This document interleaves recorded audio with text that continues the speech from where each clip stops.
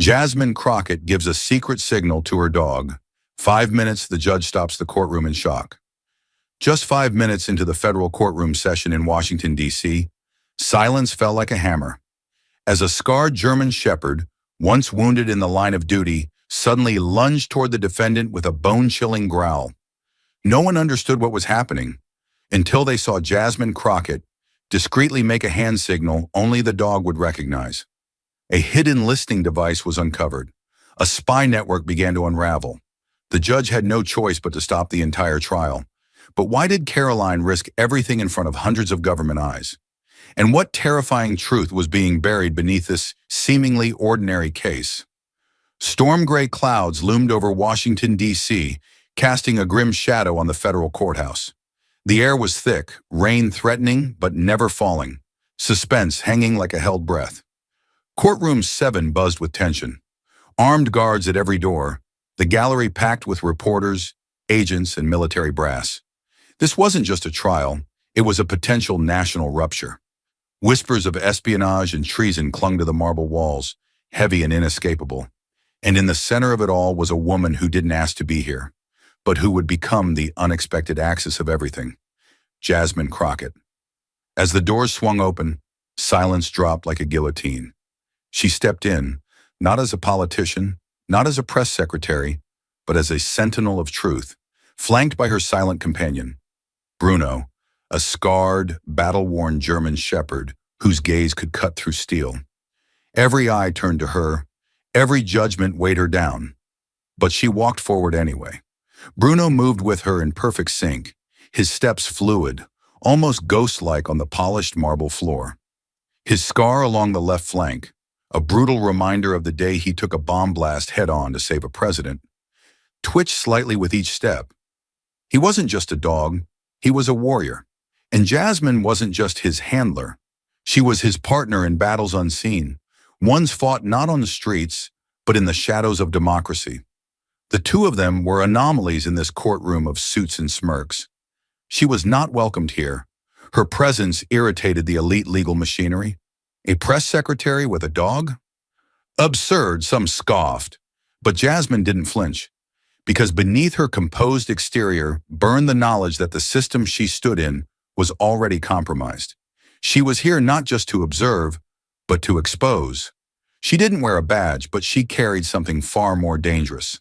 Clarity, and the truth she knew made people sweat. Seated at the defendant's table was Victor Grayson, a man who looked as if he were carved from smugness and shadows. At 52, with perfectly parted silver hair and a jaw clenched just a beat too tight, he wore his accusations like armor, accused of leaking classified Pentagon intelligence to Chinese agents, yet wearing a calm so calculated it bordered on sinister. He didn't look guilty. He looked untouchable. That's what made him dangerous. The whispers around his espionage had swirled for years, but now finally he was facing judgment. Or so it seemed. His legal team, led by the unshakable Thomas Reed, was prepared to eviscerate every charge.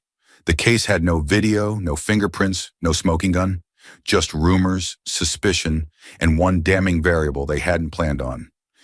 Jasmine Crockett. Her arrival tilted the room's equilibrium. Grayson's eyes found hers, and held. Presiding over this storm was Judge Daniel Harper, a man whose very presence silenced even the boldest attorneys. With a face etched by decades of experience and silver-streaked hair combed back with military precision, he was known for two things: his intolerance for nonsense and his refusal to believe in coincidence. Harper had seen every trick in the book, every sleight of hand the legal world had to offer. Yet even he couldn't shake the gravity of this particular trial. Jasmine Crockett had been silent for most of the trial, watchful, composed, restrained. But beneath that surface calm was a storm of precision and readiness. She wasn't here to posture. She was here for one reason only: to protect what no one else seemed able or willing to protect. Her eyes flicked briefly to Grayson. He was leaning back, relaxed, smug, one hand lazily spinning a pen between his fingers. He didn't see it coming. No one did. Jasmine's right hand, resting on the table, began a quiet rhythm. 3 light taps. Not random, not nervous, deliberate, coded, trained. It was a language she and Bruno had practiced in bunkers, in labs, in simulations the public never knew existed. As her fingers finished the third tap, she didn't even look at Bruno. She didn't have to. The air shifted like a charge had been released. Bruno froze. His entire body went stiff, as if electricity surged through every sinew. His ears snapped upright, his tail lowered slightly. Combat mode. Then his nose flared, rapidly inhaling the currents of tension that no human could ever perceive. A deep, throaty growl began to rise from his chest. It wasn't a bark. It wasn't panic. It was an ancient, primal sound that no one in the courtroom could mistake. Warning. The gallery turned their heads in unison, eyes locking onto the German shepherd now standing fully alert, trembling not with fear, but with focus. His eyes zeroed in on Victor Grayson, who had suddenly stopped spinning his pen. Grayson sat frozen, his smirk faltering. Bruno took a step forward, then another. Jasmine's grip tightened on the leash, but it was clear. This wasn't about obedience anymore. This was instinct. And then Bruno lunged, not to attack, but to confront, to expose. His body slammed against the barrier between the counsel tables, barking now in short, sharp bursts, his gaze never leaving Grayson's face. The courtroom detonated in gasps and chaos. A juror half rose from her seat. A reporter dropped his camera. A clerk screamed. Grayson recoiled in his chair, knocking over a water pitcher as he tried to push back. His lawyer shouted something unintelligible, voice cracking. And then, with the commanding authority of a man who'd stared down cartel leaders and war criminals, Judge Daniel Harper stood and brought his gavel down like the wrath of thunder. This court is in recess. 15 minutes. Bailiffs, clear the room immediately. His voice was thunder, and it cut through the panic like a blade. But even as the courtroom swirled into confusion, bailiffs rushing to control the crowd, whispers erupting like wildfire, Harper's eyes locked onto Jasmine. She hadn't moved. She hadn't panicked. She sat with the storm at her feet, one hand still resting on Bruno's back. Her eyes said everything. The hallway outside the courtroom was a storm barely contained behind polished marble and stiff uniforms. Whispers slithered across the air like static.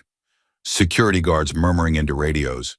Reporters with wide eyes hovering just out of reach, trying to decipher what had just happened inside. But Jasmine Crockett had no room for noise. She was on the floor, one knee pressed into the cold tile, her hand buried deep in Bruno's thick fur, steadying them both. He was still tense, his body vibrating with leftover energy from the incident. His golden eyes didn't blink, fixed on the courtroom door as if daring it to open again. Jasmine leaned close, her lips near his ear. "It's okay," she whispered. "You did exactly what you were supposed to." Bruno huffed, a short burst of breath through his nose. Not a bark, but a release of restrained instinct. He'd done his part. Now it was up to her to make them believe. But Jasmine already knew what was coming. They'd question her judgment, dismiss the dog's reaction as hysteria, paint her as emotional, dramatic, unreliable. It wouldn't be the first time the system tried to punish her for being the only one willing to see the truth. Then came the familiar sound, heels striking marble with military precision.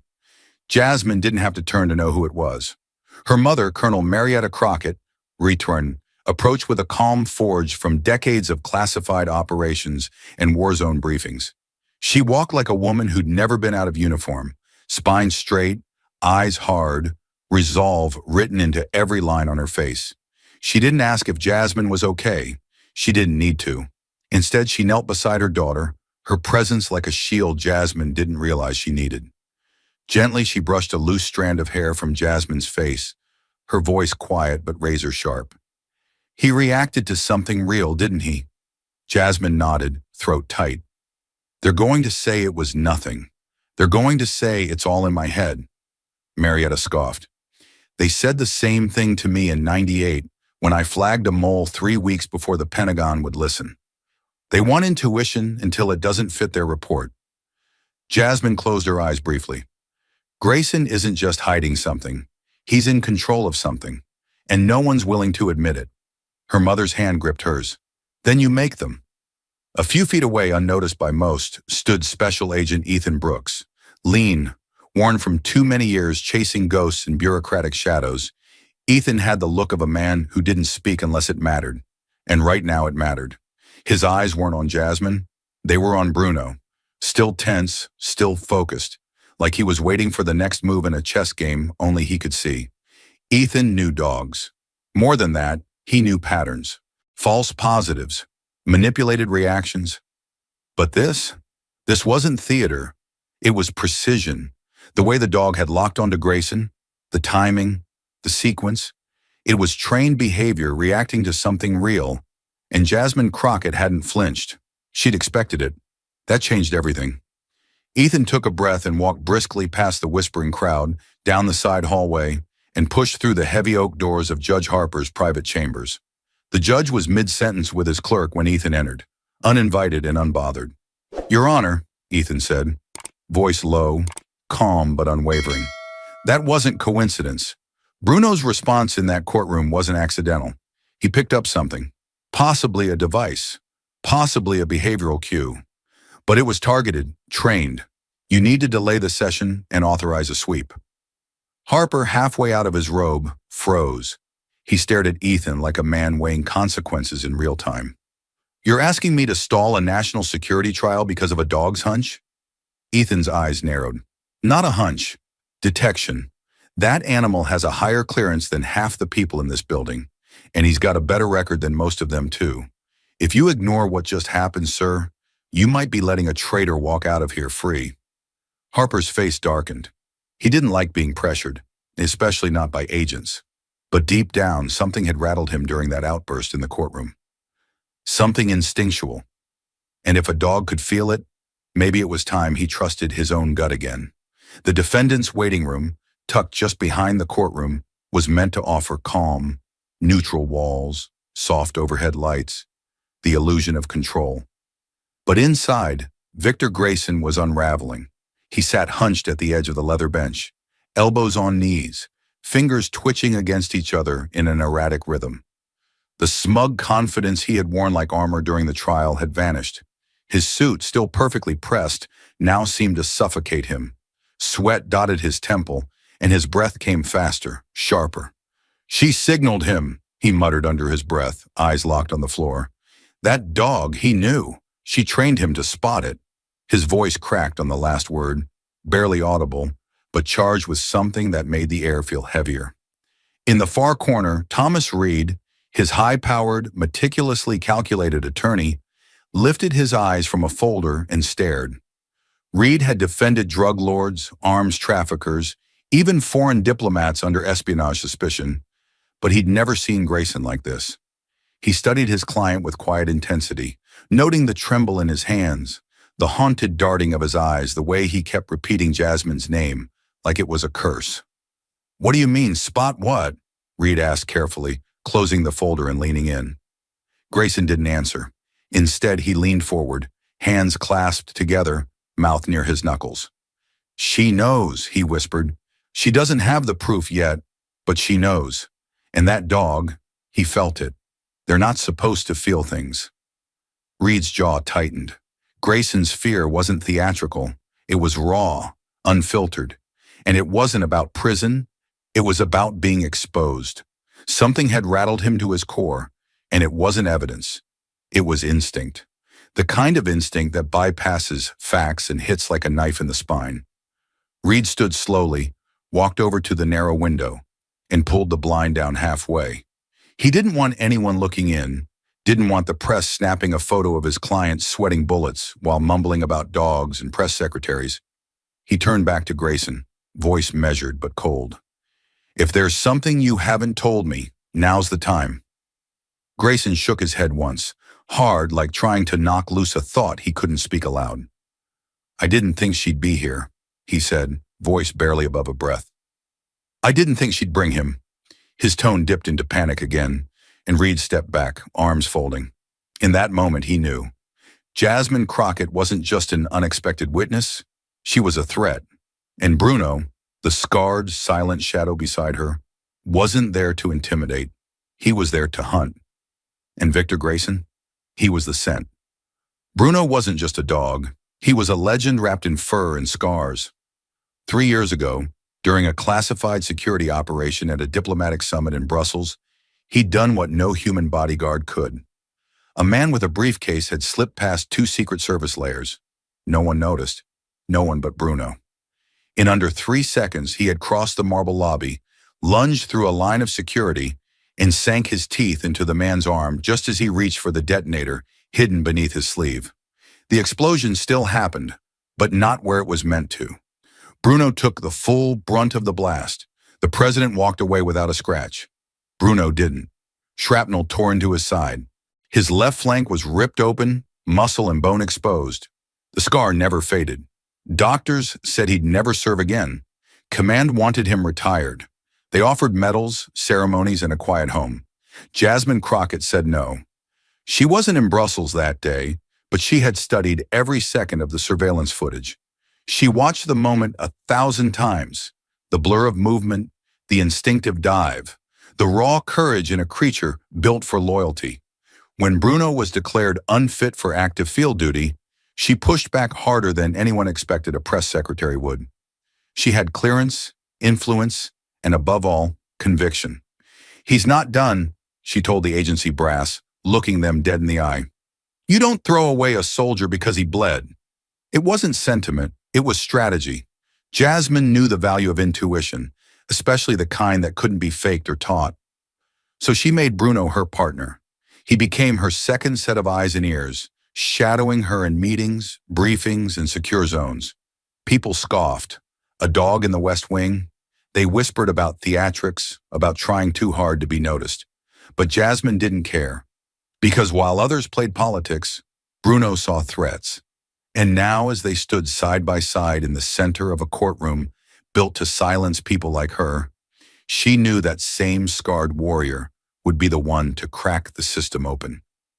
Again, the courtroom door groaned open, and Jasmine Crockett stepped inside like a storm front returning to finish what had started. Her expression was unreadable, sculpted from hours of military briefings, betrayal, and being told she didn't belong.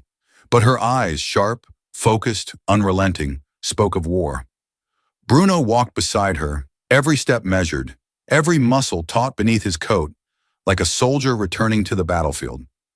The gallery, once buzzing with post-recess chatter, fell into an unnatural silence as the pair made their way to the prosecution table. Victor Grayson didn't turn his head, but the way his fingers froze mid-tap against the oak desk betrayed him. Something inside him knew. Jasmine sat slowly, smoothing the front of her jacket with one hand, the other resting on the table near Bruno's leash. Her fingers moved. 3 controlled taps. The courtroom didn't hear it, but Bruno did. Like a switch had flipped, Bruno's demeanor changed in an instant. He rose to his feet without a sound. His ears twitched forward. His nose dropped to the floor. He didn't growl this time. He hunted. The German shepherd moved across the courtroom floor with the silence of a phantom, weaving between rows of stunned observers, eyes fixed on one destination. Every step heightened the pressure in the room, tension winding tighter with each sniff. Then he turned sharply toward the defendant's table. Gasps burst from the gallery like sudden turbulence on a plane. Bruno ducked under the table, sniffed the support beam, then the underside of the chair. One paw scratched the wooden floor once, then twice. Then he froze. His growl started low, like distant thunder rolling toward a storm. Deep, resonant, and certain. Judge Harper leaned forward, his fingers tightening on the arms of his chair. "What is he doing?" he asked, his voice hard as steel. Jasmine stood, not with hesitation, but with authority. "Your Honor," she said evenly, "he's signaling a foreign electronic device. It means there's something hidden." FBI agent Ethan Brooks moved so fast it seemed rehearsed. He dropped to one knee beside Bruno and swept his hand beneath the defendant's table. A second passed. Then he paused.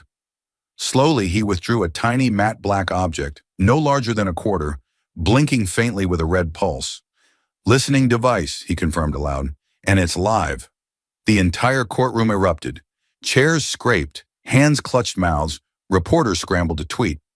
One juror let out a broken, breathy, "Oh my God!" But all Jasmine saw was Grayson. His confident mask shattered like glass underfoot.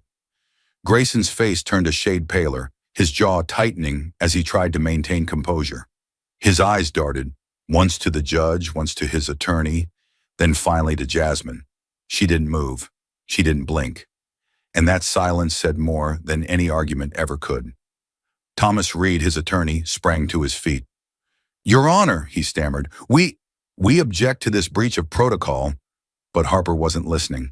The gavel came down like a warhammer. "Bailiffs, lock down the courtroom. Nobody leaves. Sweep every bench, every corner, every crack." The command sent a cascade of movement through the room, officers blocking exits, tech teams flooding in with scanners and sniffer tools. It was no longer a trial, it was a crime scene. And at the heart of it stood Jasmine, Crockett, and Bruno, the woman they once called just a press secretary, and the dog they tried to retire. Now the courtroom moved around them like planets around a gravitational force. Jasmine's presence, once questioned, now felt necessary, essential, unavoidable. Bruno, silent and still, had become the trial's most damning witness. He didn't bark for applause. He didn't need to. His instincts had just cracked open a secret hidden beneath layers of lies. Grayson had gone to trial believing he'd be untouchable. Now he couldn't stop sweating, couldn't stop blinking, because everything was unraveling, and it had started with a signal too subtle for humans, but not for Bruno. Inside the hastily secured forensic analysis room, fluorescent lights buzzed above like a warning siren, casting harsh white light over steel tables and state-of-the-art monitoring equipment. The mood was clinical, but the energy was electric. Everyone in the room knew this wasn't just about evidence anymore. This was about exposure. Ethan Brooks stood at the center, arms crossed, eyes locked on the small black listening device now lying under a forensic microscope. Its blinking red light had been disabled, but its silence didn't make it any less dangerous. It had already spoken, broadcast even, and now the task was to figure out to whom. Collins, the lead technician, moved with rapid precision. He didn't need a coffee or a cigarette. This was his fix: encrypted tech, near military grade, dropped in places it was never supposed to be. He unscrewed the casing delicately, exposing the circuitry inside. "This isn't hobby shop tech," he said, voice low but clear, "and it's definitely not American." Ethan moved closer, his breath catching for a half second as the internal components came into focus on the high-res monitor. "Walk me through it," he ordered. Collins pointed with a rubber-gloved finger. "Multi-frequency burst transmission, internal battery, limited range, which means it wasn't meant to store, it was meant to send." Ethan's brow furrowed. "Send what?"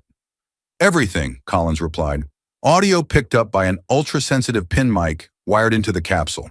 Sent in real time, in bursts, to a local relay, probably a mobile receiver within a 100-yard radius. From there, we're talking about encrypted rebroadcasting on an offshore server, maybe even bouncing through dark fiber lines." Ethan exhaled a long, slow breath. "Chinese?" Collins didn't even blink. "Black Dragon series encryption. Government tech, not commercial. If this was planted here, it was either someone trained directly by their intel agencies or someone with very deep pockets and very dangerous friends." The monitor flickered as code scrolled across the screen. "It's broadcasting on a frequency I've only seen in 2 other cases, both out of Shanghai. This is espionage-grade hardware."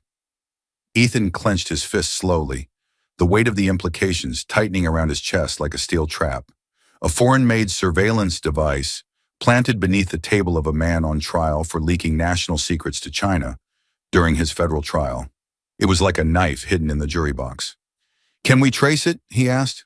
Collins paused, chewing on his bottom lip. "Maybe, but it's tricky. The device acts as a ghost. No MAC address, no serial number. We might be able to trace its relay signature, but we'd need satellite sweeps and NSA-level access to pull a real location." Ethan was already reaching for his phone. "We don't need a full location, just a direction." Collins blinked. "That's enough?"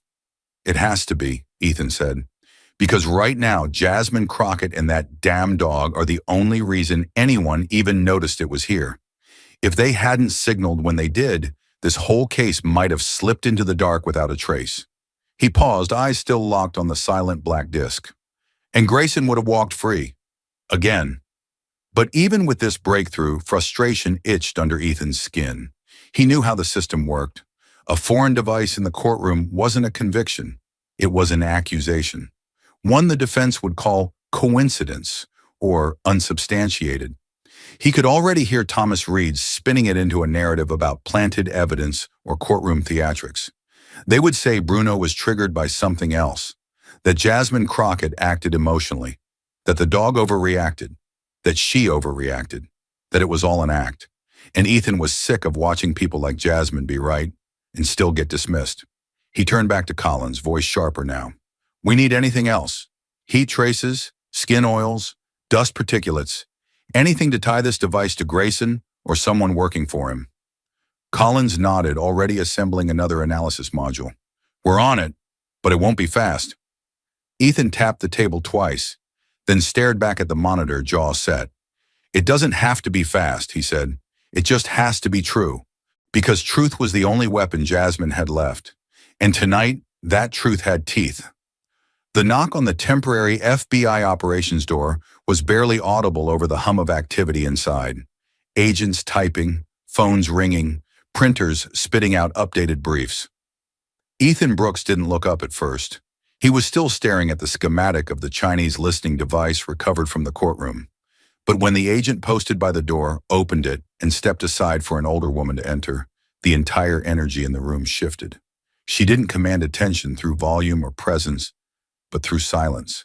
The kind of silence that comes from having lived with secrets for too long. Helen Parker stepped inside, eyes scanning the room like a soldier entering a battlefield she hadn't walked in years. Her posture was upright, her face worn but resolute, and her words came without hesitation. I worked under Grayson, she said. Pentagon Communications Division. I've been retired 5 years.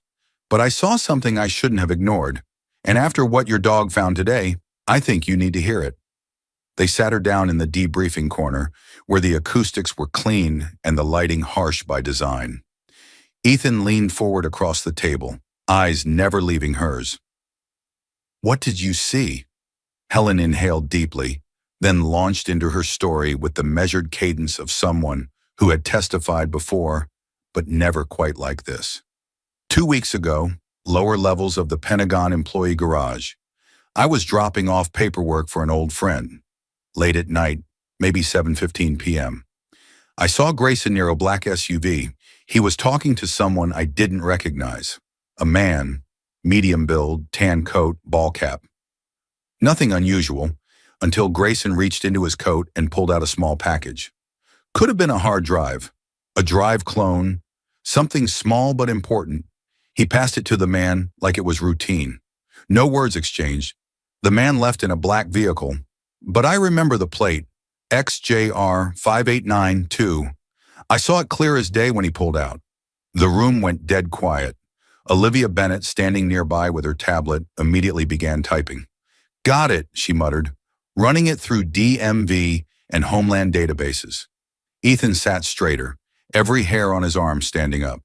Why didn't you report this before? He asked carefully. Helen looked down, then back up, eyes blazing now. Because I know how this works. I saw people ignored for less.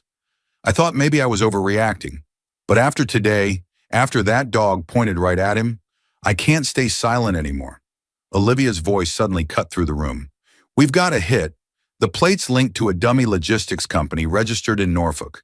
Paper trail leads to a warehouse, no listed address. Off Route 522, Virginia. The company's inactive, but the toll records show recent movement.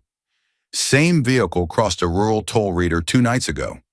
Ethan stood so fast his chair clattered against the wall. That's it, he said under his breath. That's the relay point. That's where they're stashing the real data. Backups, communications gear, maybe even the control system for the device we found in court. He turned to Olivia. I want satellite recon on that site within the hour. Pull thermal imagery. Use the DOJ back channel if you have to. No lights, no sirens, no leaks. Olivia nodded, already dialing into the secure field coordination line. Understood. You want me on site? Ethan looked toward Helen. You just gave us the first physical link between Grayson and an active op. We're not letting this slip. Then to Olivia. Yeah, you're coming with me. We're moving tonight. Helen stood slowly. Her hands trembled slightly, but her voice didn't. I know people won't believe her, she said, glancing toward the courtroom hallway where Jasmine had just disappeared. They'll say it was luck, that she guessed, that she manipulated the dog. They'll say anything to make her small again. Ethan looked her dead in the eye. They've been trying to silence her since day one, but now we've got something they can't talk around.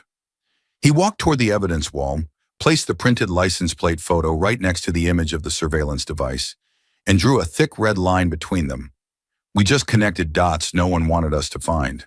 And if this warehouse holds what I think it does, we're not just proving espionage, we're proving a system failure, one they can't deny. The agents began prepping gear, printing warrants, confirming air support blackouts. The energy was no longer speculative, it was mission-focused, and it all traced back to a woman they had nearly written off and a dog they nearly retired. Jasmine Crockett had trusted her instincts when no one else would. Now her instincts were fueling an operation that could bring down a traitor and possibly reveal something even darker, hidden in the shadows of national power. The hunt was no longer metaphorical. It had a target, a location, and a trail of lies waiting to be burned to ash. The hum of fluorescent lights in the FBI's makeshift operations center had become a low, relentless drone, one that merged with the tension building in the air like an electrical storm about to break.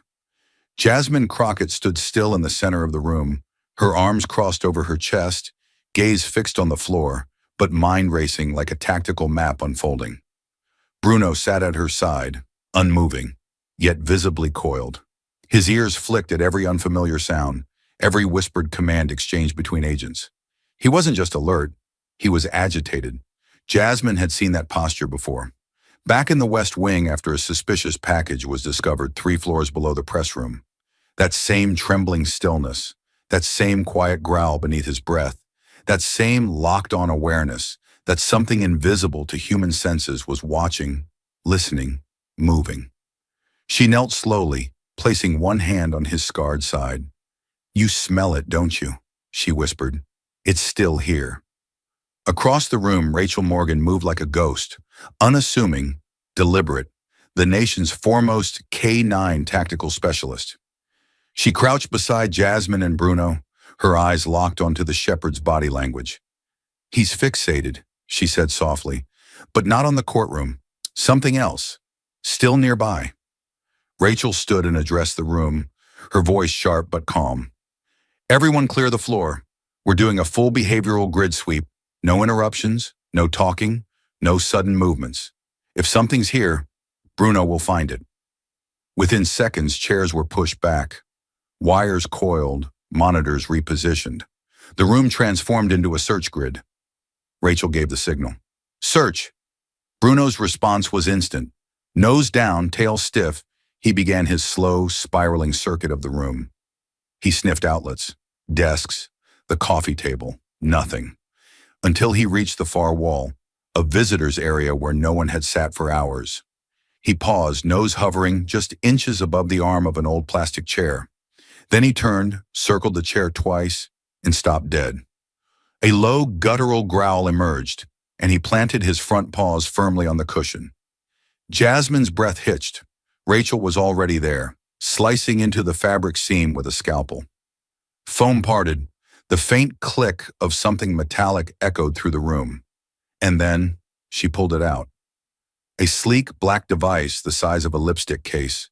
No visible ports, no LED indicators. Just one faintly glowing thermal seam across the back panel. Rachel turned it slowly in her gloved hands. Not a microphone, no speaker, no receiver. This isn't for listening, it's for sending. Ethan Brooks, who had just returned from the analysis lab, strode toward the center of the room. He snatched a latex glove from the evidence tray and took the device, turning it over in the light. This isn't surveillance. It's a burst data transmitter. Sends packets in encrypted short-range pulses, tiny enough to go unnoticed by basic scans. It's why we didn't catch it earlier. Rachel stepped forward. Someone planted it inside a federal operations room.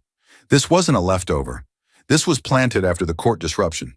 Jasmine looked up from Bruno, which means someone's been monitoring our investigation since we started pulling the threads.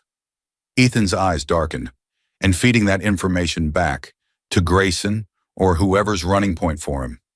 Rachel moved toward her mobile decryption kit, already testing the device's shielding. It's hardened, but I've seen tech like this before. You only use it when you can't afford to lose data. High priority exfil only. This is espionage-grade Tier 1 tech.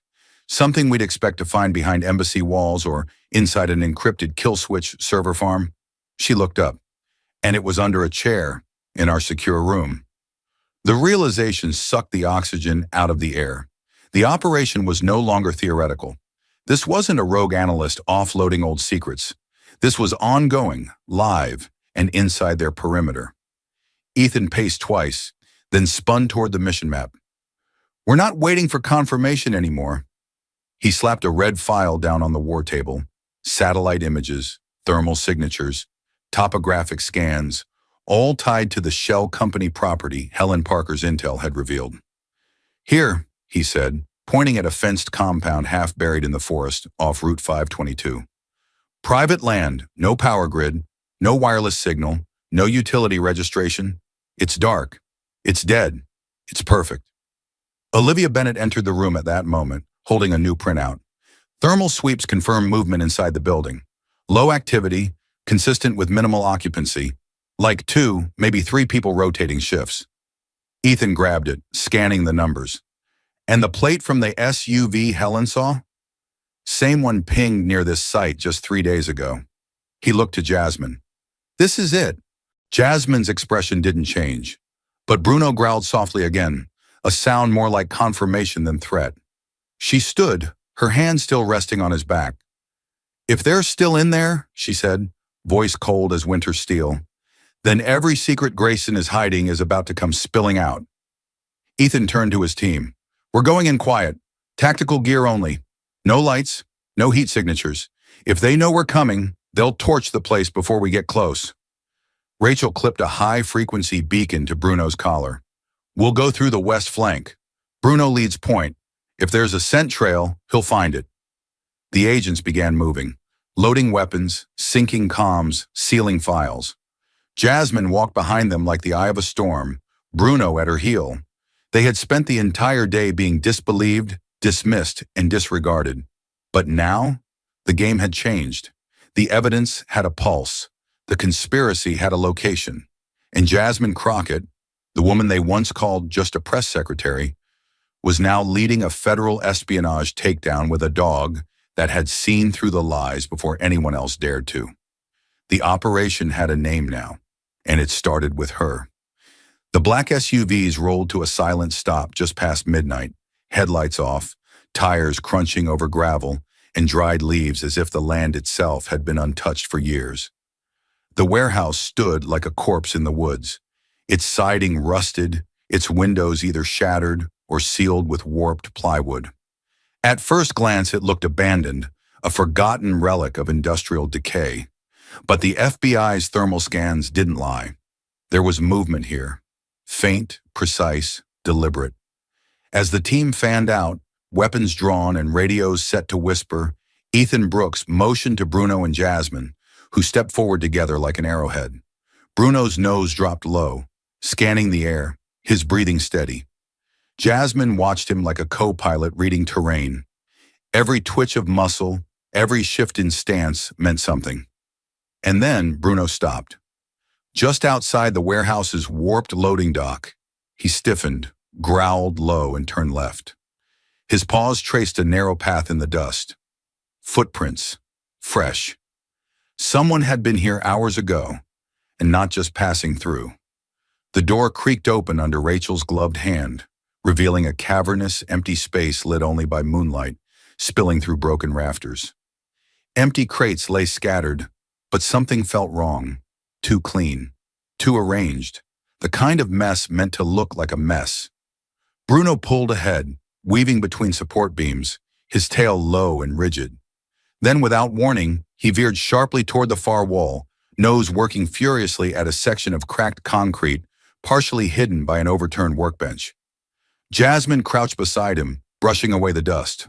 Her fingers found a small indentation, barely visible, but unmistakably mechanical. A hidden hatch. Rachel grabbed a crowbar and wedged it into the seam. With a metallic groan, the slab shifted, revealing a staircase descending into darkness. "He found it," Jasmine whispered. Bruno stood at the top of the steps, staring into the black like he'd seen this kind of shadow before. They moved fast and silent, boots echoing down the narrow metal staircase. The air grew colder, damper, and tinged with something stale, mildew and fear. At the bottom, the flashlight beams revealed a nightmare, a command post buried beneath the earth. Racks of computer towers lined the walls, all humming quietly on backup power. Filing cabinets with no labels, maps, red string, diagrams linking names, agencies, shipping manifests. In the center sat a reinforced steel safe, its keypad interface blinking softly. Ethan stepped forward, his voice cold and flat. "This isn't a hideout," he said. "This is a nerve center. This is active intelligence infrastructure." Rachel moved to the hard drives, carefully unhooking cables. Jasmine snapped photos of everything, the wiring, the diagrams, the encrypted terminals. Then her eyes locked on a file folder marked only with a symbol, a dragon wrapped around a satellite. She opened it. Inside, lists of dates, communications logs, drop locations. Clear, deliberate, and damning. Bruno sat silently, eyes on the stairwell, as if guarding them all from whatever still lurked above. Olivia cracked the safe with a portable scanner and pulled out 2 encrypted drives and a sealed envelope of classified Pentagon memoranda, each stamped with top secret //SCI. She turned to Ethan, breath catching in her throat. "We've got everything." Ethan didn't waste a second. "Secure the files, seal the drives, load the evidence crates. I want this entire room logged, tagged, and in federal custody before the sun's up." He glanced at Jasmine, who stood in the center of it all, Bruno at her side, chest rising and falling in sync with her breath. "You were right," he said quietly. "They thought they buried this, but you brought the shovel." Outside, the agents began hauling crates into the SUVs. The wind rising in the trees like nature itself was waking up to what had just been uncovered. Inside that warehouse was proof, not just of Grayson's guilt, but of a coordinated espionage network that had been operating in plain sight, protected by silence and arrogance. Jasmine Crockett had been underestimated, dismissed, even ridiculed for daring to trust a dog over a system. But now, with every encrypted file and every seized document, the truth was shifting. And when they returned to court, it wouldn't just be Grayson on trial. It would be the entire system that tried to pretend none of this was real. The courtroom had never been this quiet, not even during opening arguments. As Judge Harper returned to the bench, robes flowing like a storm cloud re-entering the fray, a kind of electric stillness blanketed every corner of courtroom 7. Gone were the whispers, the scoffs, the quiet dismissals that had once followed Jasmine Crockett like a shadow. Now all eyes were locked forward, as the woman they had once called just a press secretary stood beside prosecutor Anna Reynolds and FBI agent Ethan Brooks, flanked by sealed crates, evidence bags, and a sealed digital vault that pulsed softly with threat. Judge Harper narrowed his gaze. "The court has reconvened. Ms. Reynolds, proceed." Anna stepped forward slowly, her voice firm, not theatrical, but lethal in its precision. "Your Honor, what we are about to present is not just new evidence. It is a comprehensive revelation of an active espionage cell operating on U.S. soil, led, facilitated, and protected by the defendant, Victor Grayson." She motioned to Ethan, who carried the first encrypted drive to the evidence table, then produced the accompanying chain of custody log.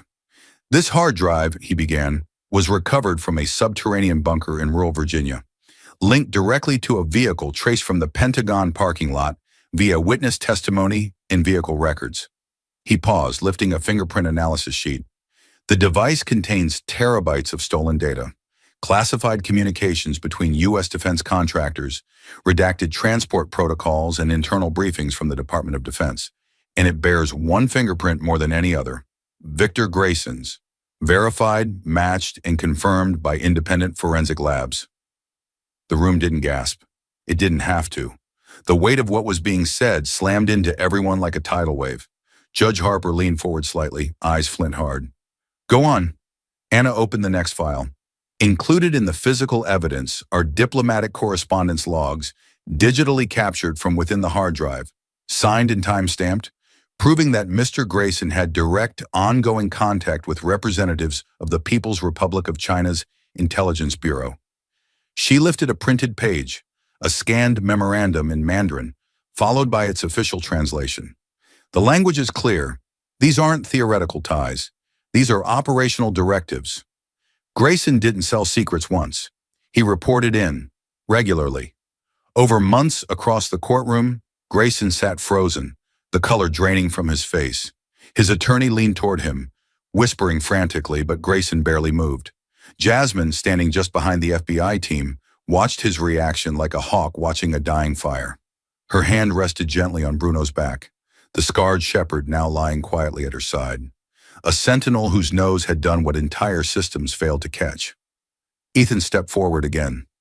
We also recovered analog documents from the safe, handwritten notes, printed drop schedules, and, most significantly, a signed agreement for a multi-phase information exchange in return for offshore bank transfers. Each detail, each number, each asset transfer is now in the possession of our federal cybersecurity task force. He turned to the judge. Your Honor, this is no longer a trial about circumstantial espionage. This is the exposure of an intelligence operation hiding in plain sight, executed by a man who sat behind that desk. He pointed at Grayson and smiled while doing it. The silence afterward wasn't empty. It was choking, heavy, as if the very courtroom itself realized it had been used, manipulated as a shield to protect a traitor. Then Anna stepped aside, and Jasmine took one slow step forward. She wasn't required to speak, but she did. I stood in this courtroom and watched people question whether a dog could detect truth, she said softly, her voice steady. They didn't believe what Bruno saw, or what I felt. But the truth doesn't need permission to exist, and now it's laid out, page by page, drive by drive, fingerprint by fingerprint. He thought we wouldn't see it, but we did. And now the whole world will too. Not a single person blinked as she stepped back, because in that moment, everyone understood. The courtroom had shifted. The scales of justice were no longer held by men in robes or lawyers in $1,000 suits, but by a woman they tried to silence and the dog who refused to stop listening. Victor Grayson had once been the picture of impenetrable arrogance, a man who wore smugness like a second skin, untouchable behind legal jargon, fabricated denials, and the sharp-tongued elegance of his defense attorney. But now, as the full weight of evidence pressed down on him like a collapsing ceiling, that facade began to crack in real time. The color had drained from his face, leaving his skin a sickly hue of ash. His shoulders sagged just slightly. His eyes, once narrowed with calculated confidence, were now wide, scanning the room like a trapped animal. Still, he clung to the illusion of control. He adjusted his tie. He squared his papers. He took a slow sip of water, as if one carefully choreographed movement might put the nightmare back in its box. But then it happened. Bruno rose. No command, no signal, just instinct. The same instinct that had saved a president's life, the same instinct that had led federal agents into a buried intelligence fortress in rural Virginia. And now that instinct was walking, step by step, toward the man who had built his empire on betrayal. The courtroom was so silent, you could hear the soft clicks of Bruno's nails against the floor. Jasmine didn't say a word. She didn't have to. She simply stepped aside, giving Bruno a clear line of sight. The dog's gaze never wavered. Grayson, halfway through reaching for another legal document, froze mid-motion. His mouth fell open slightly.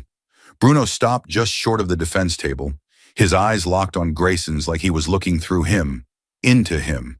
Then came the growl. It wasn't loud, but it cut through the air like a blade. Deep, vibrating, unmistakable. The kind of sound that triggers something ancient in the human mind. The knowledge that you've just been marked. Bruno's head lowered, his hackles rising just slightly. His body didn't lunge. He didn't bark. But his message was clear.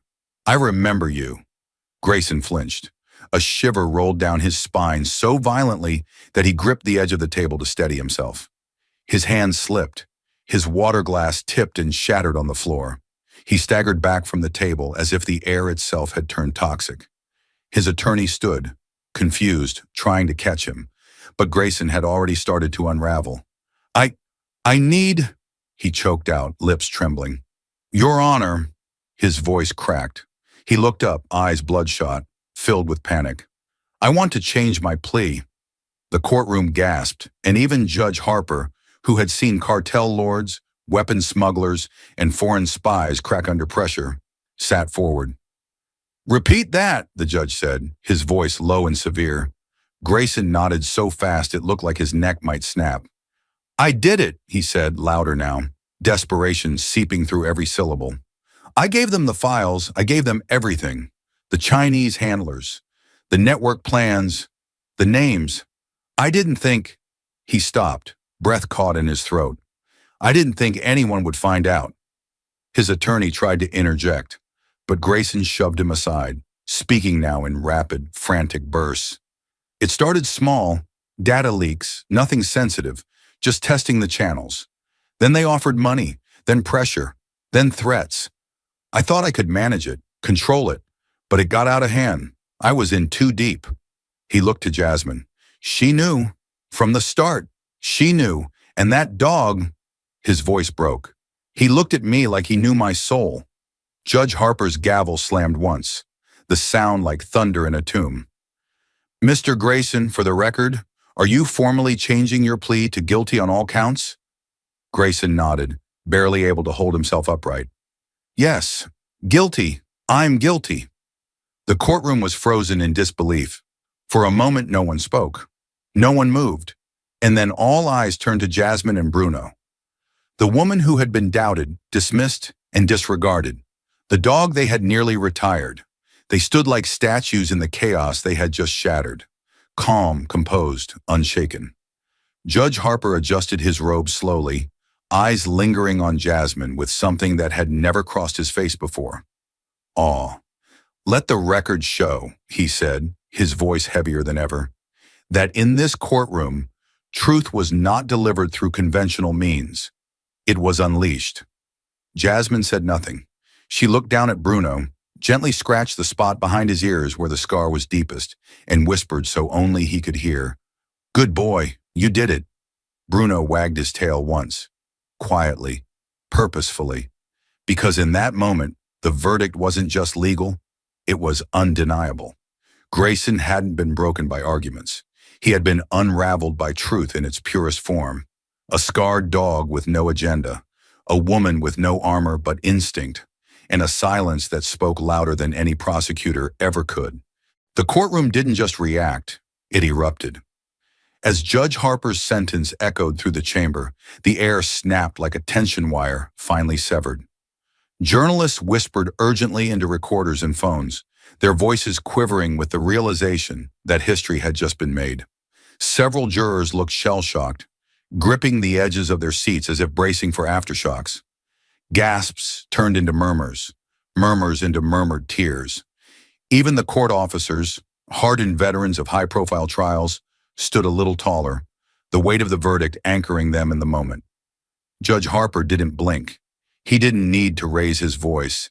His words, sharp and final, carried their own gravity. This nation trusted you, he said, staring down at Victor Grayson, who now sat sunken in his chair, like a man drowning in his own guilt. And you sold that trust piece by piece to the highest bidder while cloaked in a government badge. The judge's voice, though calm, struck with the precision of a hammer against glass. For your betrayal, not just of laws but of lives, you are hereby sentenced to life in a maximum security federal prison.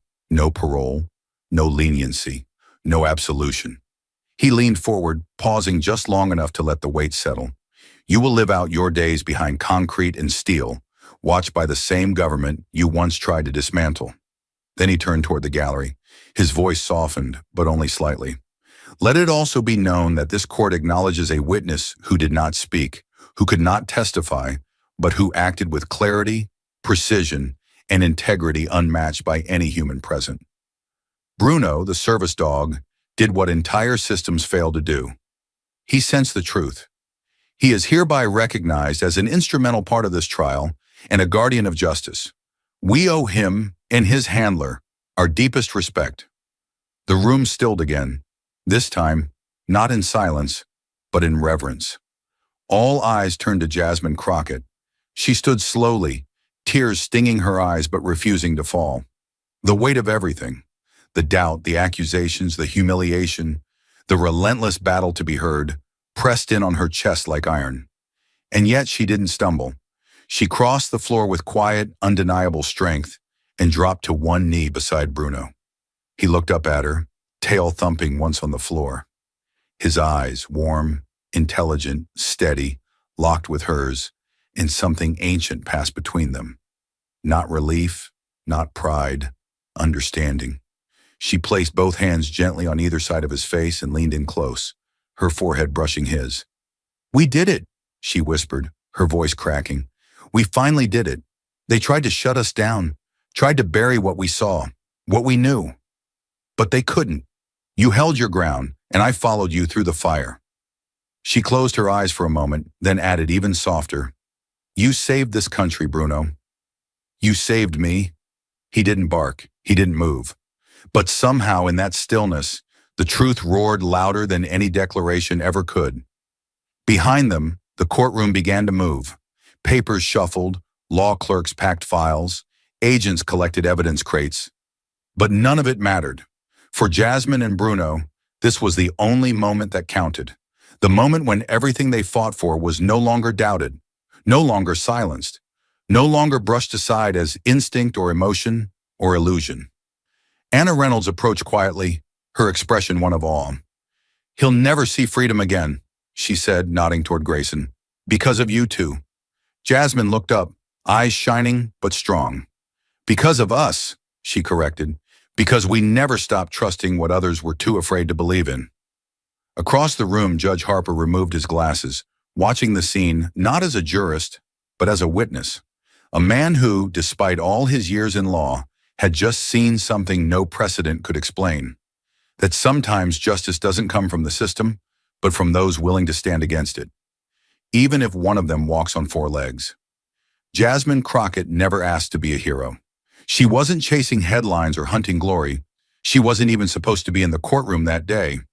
Her official role as White House press secretary had ended at the threshold of legal oversight.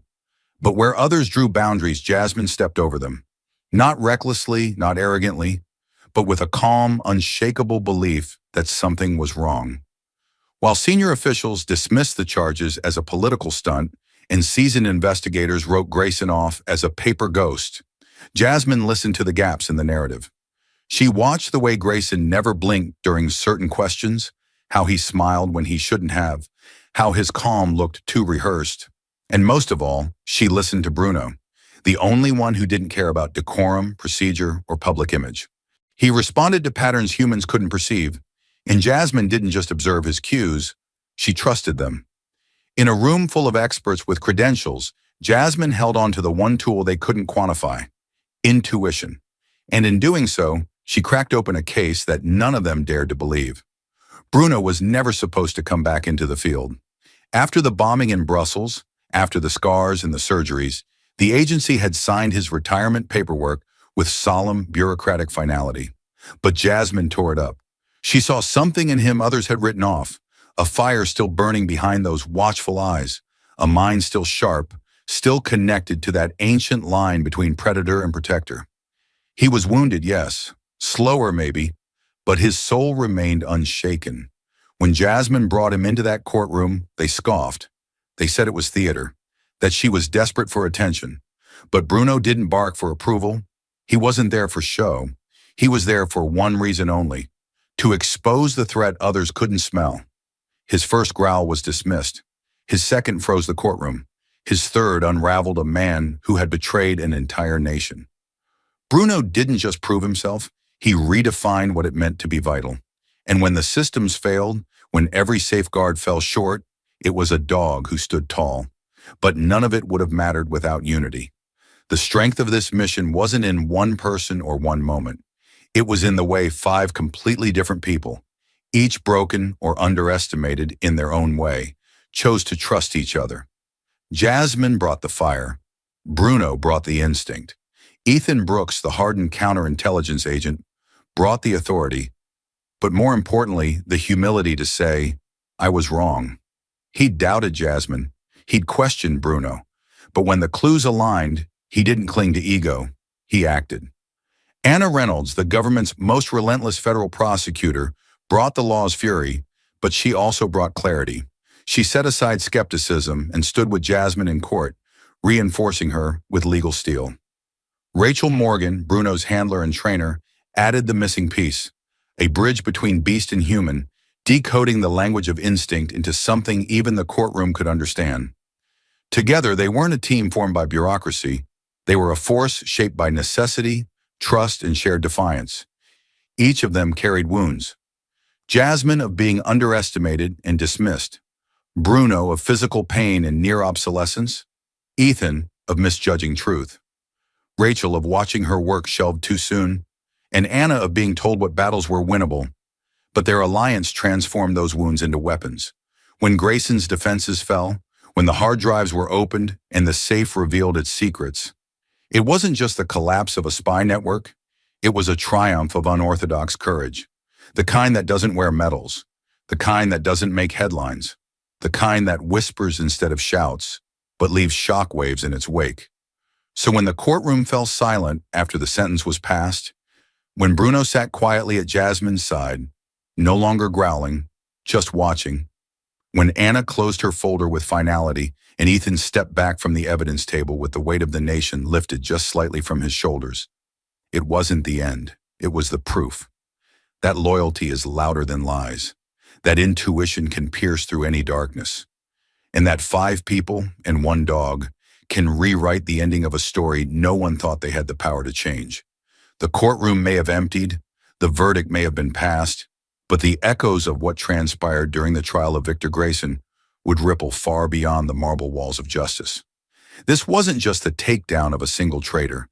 It was a stark, screaming wake-up call to a nation dangerously comfortable in its illusion of digital invincibility. The devices uncovered weren't science fiction. They were present tense, built to slip through security screenings, to broadcast confidential data in milliseconds, and to vanish like ghosts. Grayson didn't need to smuggle documents or meet foreign agents in dark alleys. He used encrypted channels, burst transmission tech, and legal access to walk state secrets out the front door. What this case laid bare was terrifying in its simplicity. Modern espionage isn't loud. It's efficient, subtle, and already here. And what made it worse, what made it infuriating, was that the system built to prevent it nearly failed.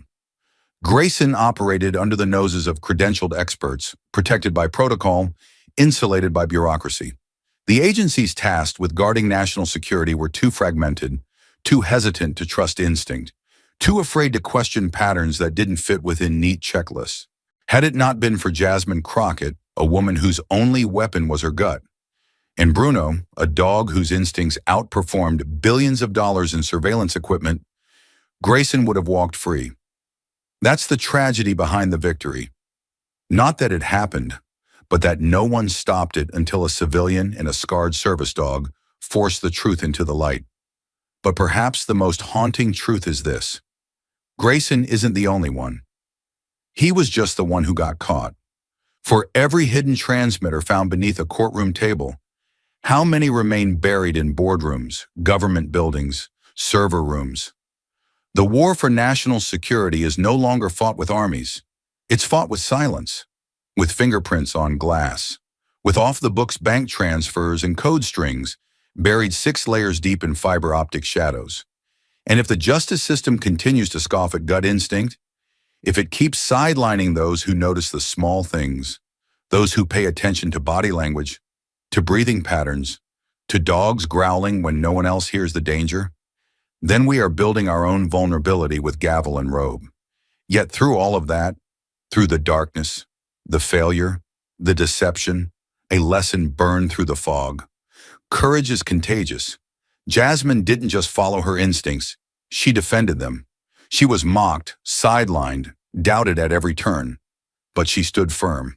And when Bruno backed her, without words, without ego, their bond became something unbreakable. Not just between woman and dog, but between truth and action. That bond rippled outward. Ethan Brooks, the seasoned FBI agent who first rolled his eyes, found himself trusting Jasmine's every glance. Rachel Morgan, Bruno's trainer, gave the system one last chance to believe in the animals it had cast aside. And Anna Reynolds, the steely prosecutor, chose to fight not just with facts, but with conviction. Together they forged something that tore through lies like a blade through paper. A coalition born not of protocol, but of instinct and belief. In an era of technological espionage, when enemies hide behind screens and betrayal moves at the speed of code, this case taught us that we need more than tools. We need truth-tellers, people who pay attention when no one else does, people who listen to a growl in the silence, people like Jasmine, people like Bruno. Their story isn't just one of justice, it's a blueprint for resistance, and a call to remember that sometimes the smallest voices, the quietest instincts, are the ones that catch the monsters hiding in the noise. Judge fines Jasmine Crockett $500 for wearing a cross, then gets shocked by her legal mastery. The late afternoon sun poured a golden blaze over Washington, D.C., casting long shadows across the Capitol skyline. Inside a modern apartment just blocks from the White House, Jasmine Crockett, calm, composed, and the youngest press secretary in American history, rested for a rare moment of peace. Her apartment was minimalist but powerful. Crystal clear windows, polished hardwood floors, not a single item out of place. On her navy blazer, a small silver cross gleamed subtly, elegant, personal, defiant. It wasn't just jewelry. It was a belief she carried like armor.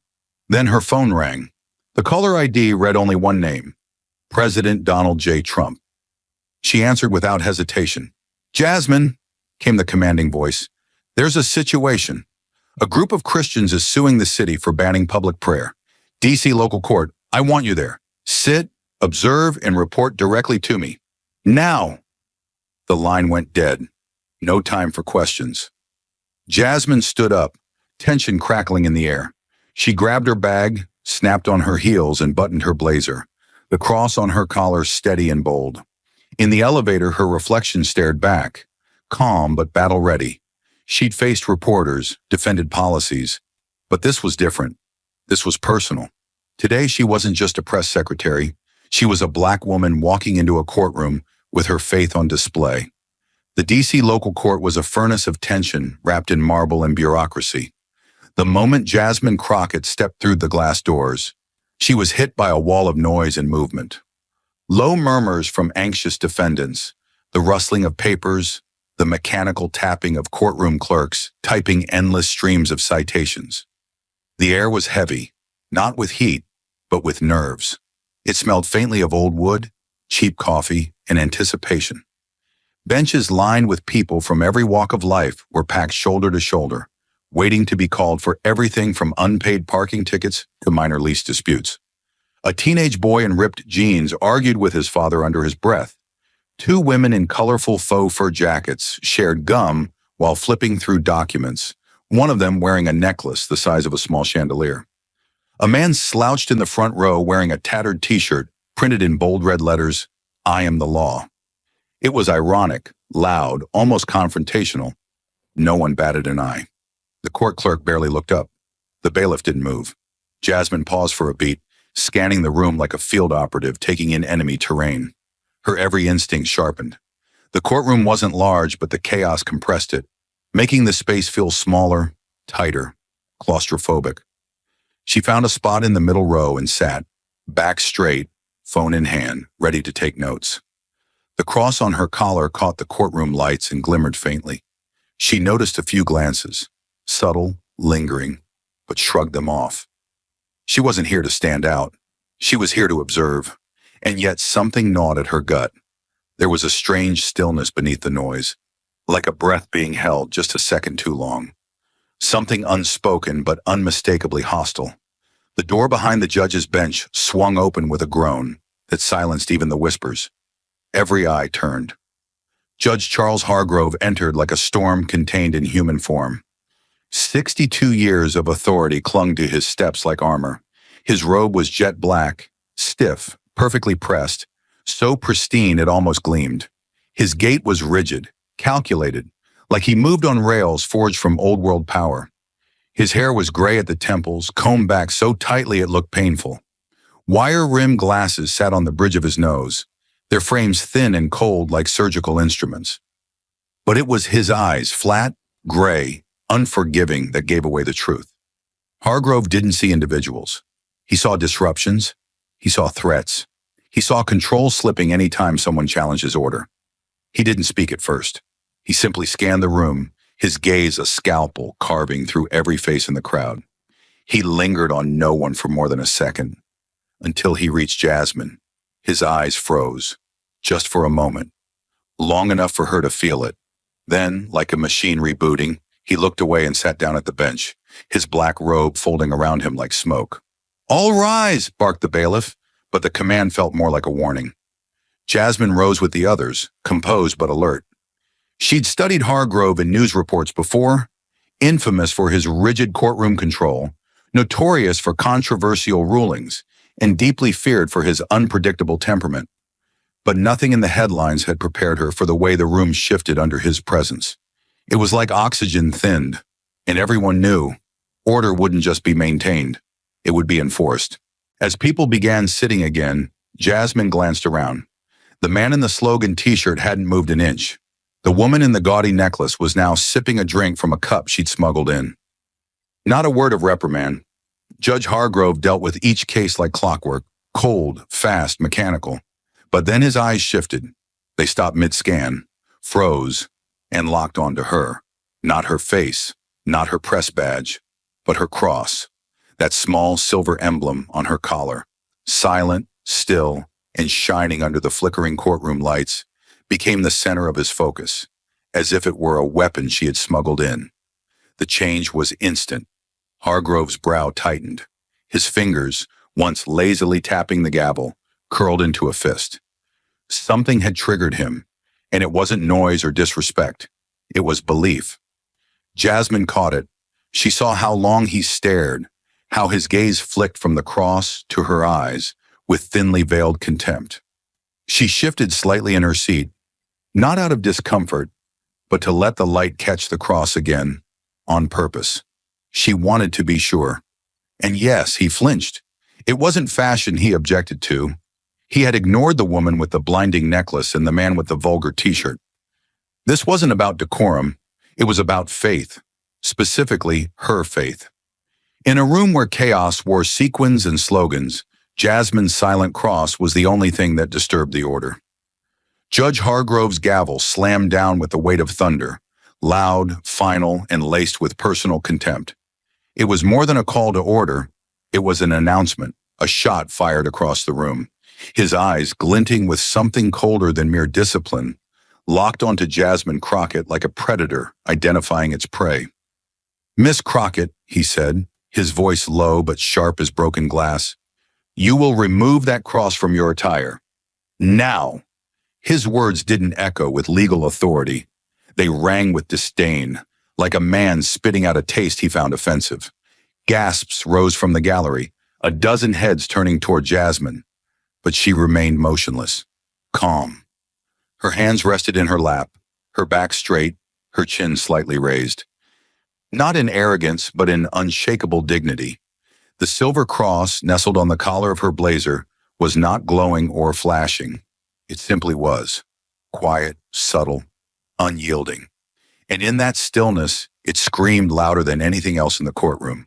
Jasmine stood slowly, every movement deliberate, as if declaring with her posture alone that she would not be moved by fear. Her voice, when it came, was calm and unwavering, measured with the precision of someone who knew exactly what she stood on. "Your Honor," she said, her words carrying not just into the room, but into the record. "This cross is not a performance. It is not a statement of protest. It is a personal item, protected under the First Amendment of the United States Constitution. My presence here is in no way disruptive.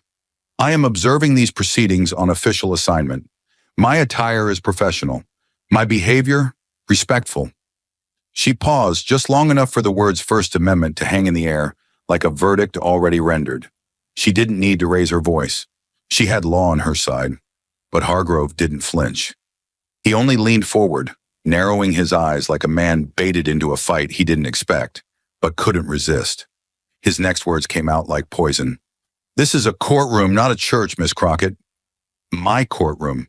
And in my courtroom, we don't parade religious symbols like trophies. A tremor passed through the room. The woman in the sequined jacket visibly tensed.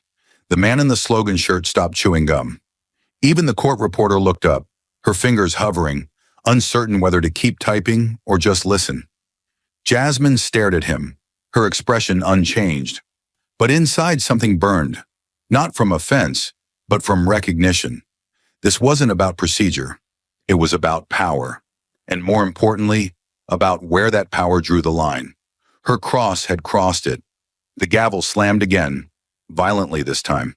The sharp echo bounced off the walls, startling more than just the spectators. You are in contempt of this court, Hargrove barked.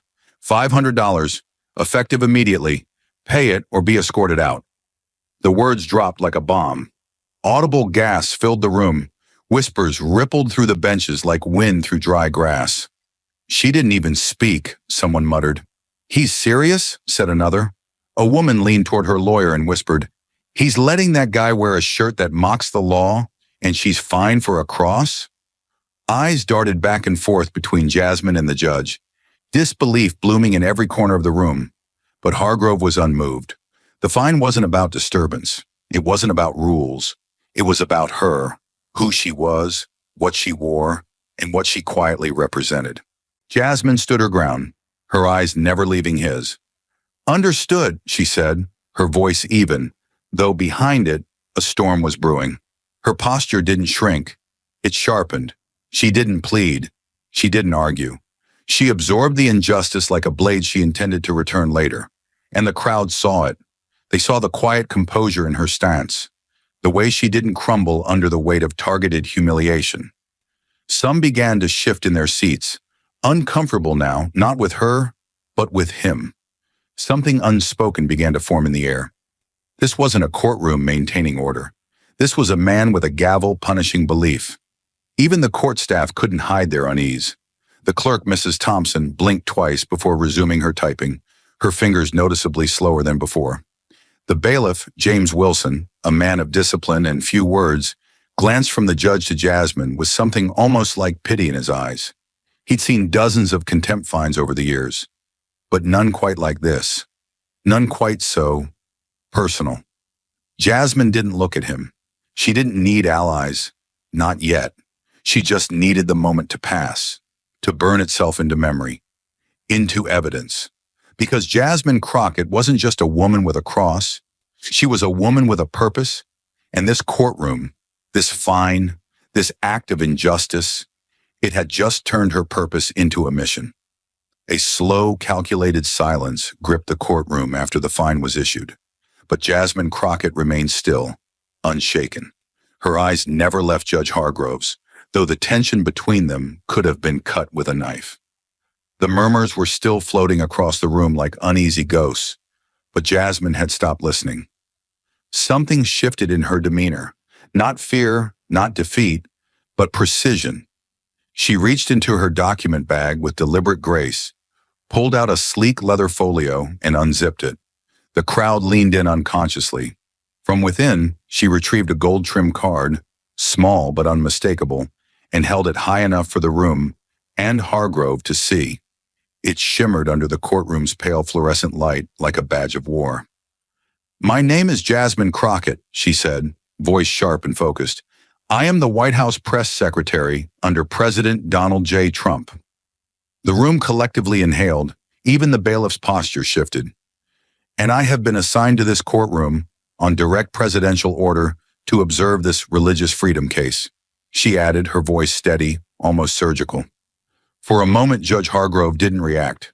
He blinked once. His hand, still gripping the gavel, loosened slightly. He hadn't expected that. Not from her. Not from the woman he tried to shame into silence.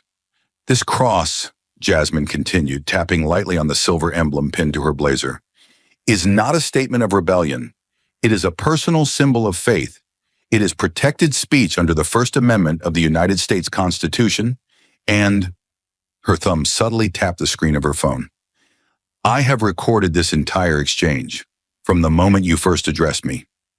The weight of that sentence dropped like a sledgehammer. The gallery was dead silent. The sound of the HVAC system was suddenly loud.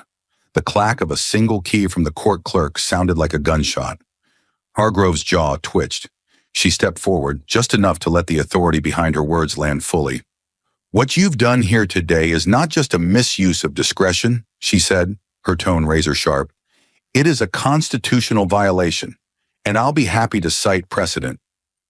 The judge tried to speak, but Jasmine didn't stop. Church of the Lukumi Babalu Aye City of Hialeah, 508 US 520, she announced, her voice rising just enough to carry. In that ruling, the Supreme Court held that government actions targeting specific religious practices or symbols without legitimate, compelling interest are unconstitutional. Your action, Your Honor, was not neutral.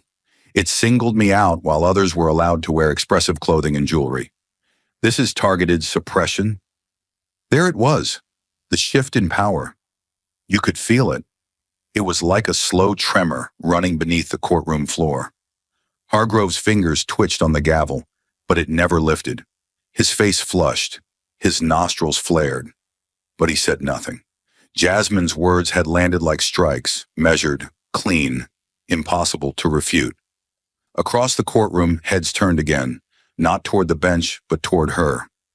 A woman in the back row mouthed, "She's quoting the Supreme Court." A man near the aisle shook his head in disbelief. "He's done," he whispered. But Jasmine wasn't done. Not yet. The silence was thick enough to choke on.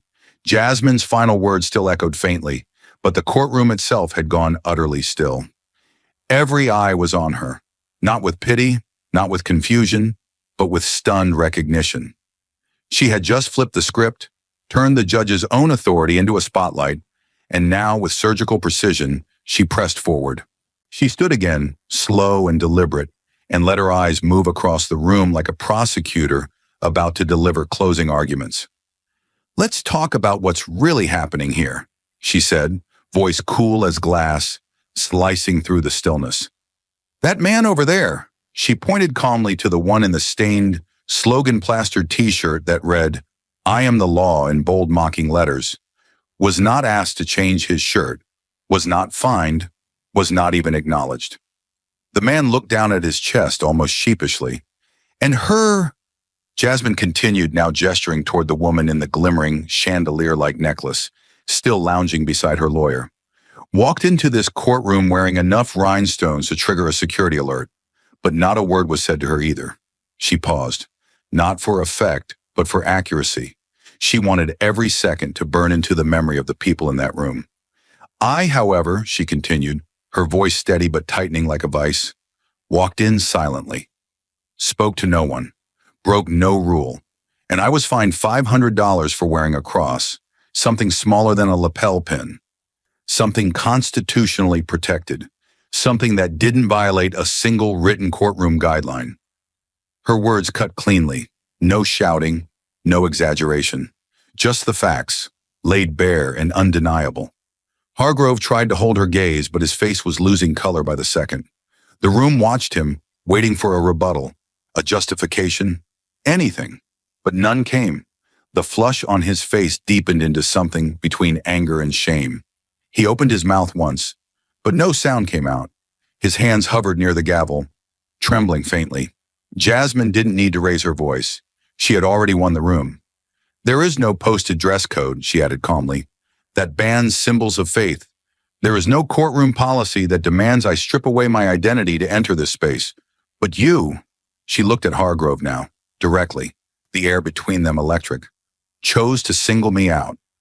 You chose this cross, this symbol, to make an example of." The words hit like stone, cold, heavy, final. You could almost hear the thoughts forming in the spectators' heads. He wouldn't have done that if it was just a necklace, or a slogan, or a sports jersey. Only the cross drew fire. The clerk stopped typing again, this time intentionally. Her hands had fallen to her lap, and her face was locked in a grimace, like someone watching a train derail in slow motion. The bailiff stood unnaturally still, as if bracing for an explosion that hadn't come yet. No one in the gallery dared to speak, yet their eyes screamed with questions. Why her? Why now? Why the cross? Jasmine's calm demeanor only made the injustice feel sharper. It wasn't a loud rebellion, it was controlled demolition, one quiet truth at a time. Jasmine took one final step toward the bench, not too close, but close enough to assert presence without invading space. This courtroom allowed neon colors, profanity in print, and glitter that can be seen from orbit, she said, her tone still even, almost journalistic. But what did you see as a threat? A silver cross. Her fingers brushed it lightly, not for drama, but as a reminder. You didn't see disruption, you saw devotion, and that, to you, was dangerous. The breath in the room was drawn in unison, as if everyone had been holding it since she first spoke. Hargrove's lips parted again, but his voice betrayed him, raspy, thin, brittle. You're twisting, he started, but the sentence collapsed under its own weight. There was nothing to twist. She had presented facts, observable, undeniable, constitutional facts. Jasmine didn't move. She let the silence hang. The judge's power, once absolute, now flickered like a dying light bulb under the scrutiny of truth. His authority had not been taken from him. It had simply evaporated under exposure. Even those who hadn't known who Jasmine Crockett was when she entered the room now understood fully. She wasn't just a woman with a title. She was a weapon honed by experience and fortified by conviction. Her words were not reactive. They were strategic. Every comparison she made, every injustice she pointed out, was documented, calculated, and leveled with precision against the man who thought he could break her with a fine. But it hadn't worked. It had only revealed him. The energy shifted. What had been a courtroom ruled by fear had become a tribunal of witnesses. Witnesses to bias, to double standards, to a moment that would not be forgotten. And Jasmine? She simply stepped back, silent once more, her presence still radiating like a spotlight on the truth no one could deny now. The silence that followed Jasmine's dismantling of Judge Hargrove's authority hung like a noose in the center of the courtroom. Every pair of eyes flicked from her to the bench, waiting, daring, to see what the man in black robes would do next. The gavel, once his symbol of dominance, now sat useless beside him, untouched, as if even it refused to be a part of what came next. Hargrove's jaw clenched, his face twitching in tiny involuntary spasms as he scanned the room for some invisible lifeline, some way out of the mess he'd created with his own bias. His voice finally broke the stillness, low, uneven, and far from the confident authority it had once carried. Miss Crockett, he muttered, clearing his throat. Perhaps there's been a misunderstanding. My intent was never to target your faith or your position. The words felt brittle, hollow. No one in the room believed them, least of all Jasmine. She didn't move. She didn't blink. Her silence was louder than any outburst, and it made him stumble further. I will rescind the fine, Hargrove added quickly, desperation bleeding into his voice. There's no need for this to escalate. Let's consider it resolved. His fingers twitched toward the gavel again, as if hoping the mere sound of wood striking wood could magically restore order. But this time, Jasmine spoke before he could touch it. Her voice was soft but carried the bite of precision, the chill of complete control. No, Your Honor, she said clearly, every syllable like a blade sliding into velvet. I don't want the fine rescinded. A murmur rippled through the courtroom like an aftershock. The clerk's fingers froze again. The bailiff's eyebrows raised, barely perceptible. Even Hargrove blinked, visibly confused. Excuse me? He asked, his tone unsteady. Jasmine stepped forward with quiet authority, the silver cross on her collar still gleaming like a banner in defiance. I will pay the fine, she repeated, in full, today. As ordered. Another wave of silence spread across the room, but this time it wasn't confusion. It was awe. She was accepting the punishment, not because it was justified, but because it would live. It would go on record. It would not be buried. And then she turned, not to the judge, but to the woman seated beside the bench. "Mrs. Thompson," Jasmine said calmly, addressing the court clerk by name, "please ensure that the reason for the fine is recorded in the official transcript verbatim." The clerk looked up, stunned. Jasmine continued, unwavering. "Document clearly that I was fined for wearing a cross, not for disruption, not for speaking out of turn, not for violating any rule, but for wearing a religious symbol in silence." Her voice was steel wrapped in silk. "Let the record show that." Gasps became audible now. Someone in the back muttered, "She's branding it in history." A young law student watching from the far corner scribbled furiously in her notebook, jaw clenched, eyes wide. Hargrove looked visibly paler by the second. His robe, once a cloak of absolute power, now looked like a relic of a system exposed. "Miss Crockett," he tried again, softer now, even pleading, "there's no need to formalize this. It was, truly, a misinterpretation on my part. Let's move on." But Jasmine didn't yield. She didn't even look at him when she responded. Her eyes remained on the clerk.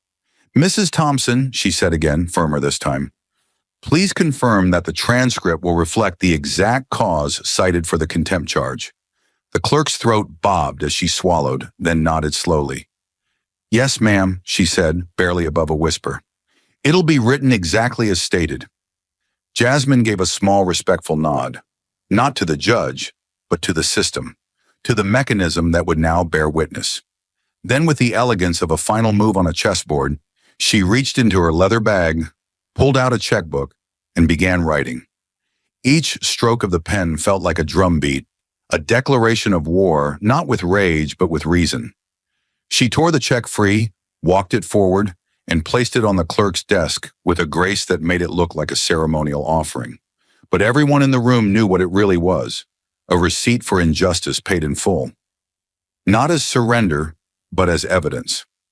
"This isn't about money," Jasmine said, turning once more to the court, not just the judge, but the entire gallery. "It's about accountability. The fine isn't the punishment, it's the proof."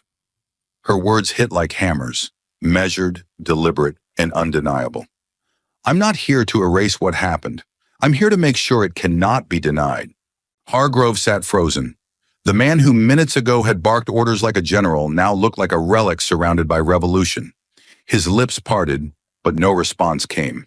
He had no gavel loud enough to drown her out, no legal ground strong enough to stand on, no allies in the room who dared back him now. Jasmine had taken his attempt at humiliation and turned it into a case study, a moment that would be taught, quoted, and replayed far beyond the cracked walls of this courtroom. She returned to her seat slowly, the heels of her shoes clicking with a finality that sounded like closing statements. She didn't speak again. She didn't need to. The room remained breathless, like a battlefield in the quiet moments after one side realizes it has lost. Even the fluorescent lights above seemed to dim, as if exhausted by what they'd witnessed. The court clerk resumed typing, but now each keystroke felt sacred. Witnesses looked down, unsure whether to cheer or stay silent. Jasmine Crockett didn't demand applause. She didn't need it. She had turned a $500 fine into an immortal record, a scar on the system that would not fade. And across the room, Judge Hargrove sat still, suffocating under the weight of a truth he had tried to bury. He hadn't just lost control of his courtroom. He had lost control of the narrative. And Jasmine had taken it, quietly, legally, and irrevocably. The courtroom doors slammed shut behind Jasmine Crockett with a hiss of pressure, as though the entire building had exhaled at her departure.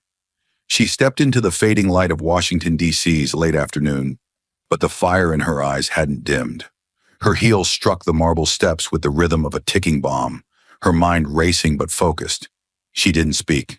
She didn't look back. The check had been submitted, the record had been sealed, and the message had been delivered. Justice wasn't a costume draped in tradition. It was a fight, and she had just turned the system's weapon against itself. Sliding into the back seat of her government-issued black SUV, she pulled out her phone and opened the secure app. One swipe, and the full audio recording of the courtroom exchange uploaded to the White House's encrypted legal server. No edits, no omissions, just raw truth. Next, she drafted the email.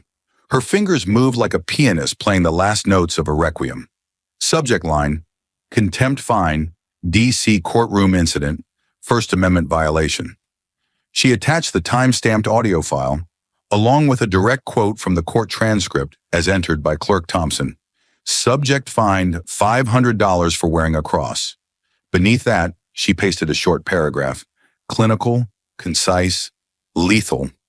Judge Hargrove issued a contempt citation for visible religious expression without citing any court policy. Compared treatment with other courtroom attendees shows selective enforcement.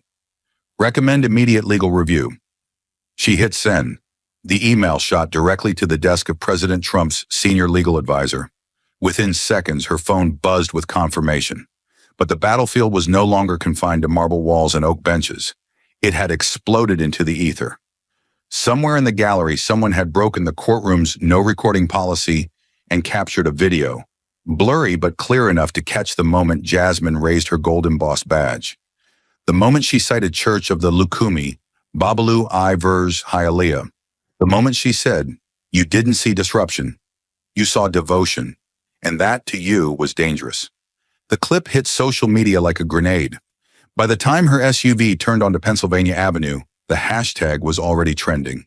Crossing court. 2 words, 1 war. Twitter caught fire first. A conservative student in Texas posted the video with the caption, "White House press secretary fined for wearing a cross." She didn't back down. She flipped the courtroom. It was shared 12,000 times in under an hour. A military veteran added, "Fought overseas for freedom of religion? Can't believe it's under attack here. Respect to Jasmine Crockett." The quote was paired with the now iconic screenshot. Jasmine standing at the defendant's podium, cross gleaming, face calm, judge stunned. Facebook followed next, posts flooded by pastors, civil liberty lawyers, and everyday Americans who had once been told to take off that cross or hide that symbol. They saw themselves in Jasmine, and they saw what courage looked like in a courtroom. Then came the headlines. Fox News ran it first, bold and blazing. Judge fines White House press secretary over cross. She shreds him with the Constitution. Within minutes, other conservative outlets piled on. The Daily Wire, Newsmax, OAN. Their tickers rolled the same narrative. First Amendment under fire. Primetime anchors lined up legal experts, constitutional scholars, even former judges, all replaying the same moment. A courtroom where injustice was challenged by a young woman with nothing but her voice, her badge, and her faith. And at 7:13 p.m., the political tsunami struck. Donald J. Trump, 45th President of the United States, posted from his personal account, "My incredible press secretary, Jasmine Crockett, just taught a radical judge a lesson in the Constitution. Faith is not a crime. She paid the fine to prove the point." Legal genius. Patriotic warrior, crossing court. The tweet exploded. 20,000 retweets in 10 minutes. Over 100,000 likes by the time Jasmine's SUV pulled up to the White House gates. Cable news shows scrambled to update their programming. Pundits began referring to her not just as press secretary, but defender of the First Amendment. Even normally cautious voices joined in. A former Obama-era legal analyst tweeted, "Rare to see courtroom power flipped in real time. Miss Crockett understood the law better than the judge." Stunning moment. In less than 2 hours, she wasn't just a witness to a First Amendment violation. She was the face of the response. But it wasn't just digital noise. Behind the scenes, the pressure was mounting. The White House legal office had received not only Jasmine's email, but 5 forwarded statements from sitting Congress members demanding judicial review. The Office for Civil Rights was pinged. The Department of Justice flagged the courtroom transcript as potential evidence of religious discrimination. Calls poured in from journalists and legal watchdogs. What happened in that courtroom had sparked something that couldn't be ignored, and Jasmine had made sure the proof was on paper, on tape, and on every screen in America. In her West Wing office, Jasmine stood by the window as her phone buzzed endlessly. Texts from colleagues, reporters, strangers. She wasn't smiling. She was focused. She read one message from her father, a retired minister in Georgia. "You stood up for all of us today. I'm proud." Her eyes softened for a moment, but then sharpened again. There was still work to do, still silence to break, still records to preserve. Across the hall, her assistant peeked in. "Fox News wants a statement. CNN, too. And the DOJ just asked for the full audio." Jasmine nodded. "Send them everything." Because this wasn't over. This was only the ignition. Judge Charles Hargrove sat behind his desk, but he no longer felt like a judge. The oak-paneled walls of his chambers, once symbols of solemn authority, now felt like a cage. His phone vibrated again, fourth time in 5 minutes. He didn't answer. He couldn't. First call had been from a local journalist, polite but pointed. "Judge Hargrove, would you care to comment on allegations of religious discrimination in your courtroom today?" He'd hung up. The second call came from a national outlet, then another and another. His email inbox was worse. Headlines and subject lines, bolded accusations, requests for comment. And now the most chilling notification yet. The missed call from the D.C. Judicial Conduct Review Board. That wasn't media. That was oversight. That was real. That was power shifting under his feet. He leaned back in his chair, but it didn't help. The leather felt stiff, like it was judging him too. The courtroom transcript lay open on his desk, printed by his clerk, Mrs. Thompson. Highlighted, underlined, damning. Subject fined $500 for wearing a cross. That line glared up at him like a burning brand. He tried to justify it, tried to recall a rule, a policy, something procedural. But nothing came. No clause, no precedent, only his own voice, cold, dismissive, recorded for the world to hear, telling a government official her cross had no place in his courtroom. A courtroom that, just hours ago, he had believed he ruled absolutely. Now that illusion was crumbling. He reached for the remote, turned on the small television mounted on the wall. The news was already running footage. Grainy video of Jasmine Crockett, mid-sentence, holding up her badge, citing Church of Lukumi Babalu Aya versus Hialeah like a veteran litigator. The chyron beneath her read, "Judge Finings WH Press Secretary." Then she turns the courtroom against him.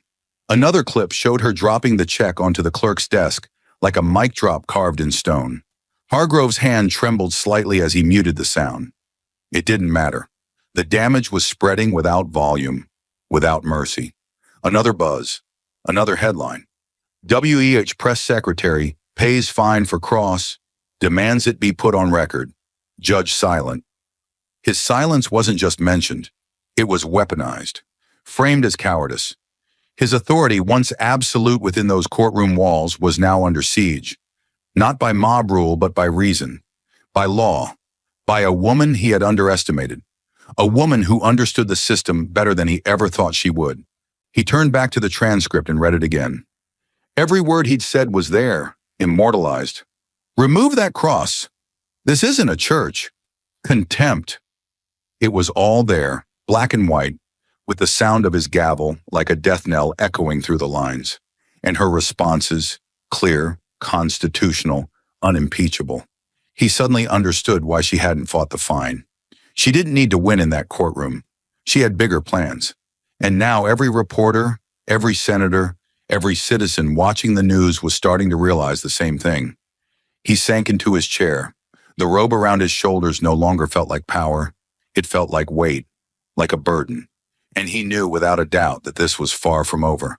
The storm Jasmine Crockett had unleashed wasn't just media noise. It was accountability, and it was coming for him. The hallway outside the D.C. Judicial Oversight Committee pulsed with tension. Reporters lined the corridor, cameras humming, microphones pointed at closed doors like weapons waiting to fire. Inside, the lights buzzed faintly over a long, polished table, where Ellen Thompson, court clerk of 12 years, sat upright with the poise of someone who had finally decided to stop being silent.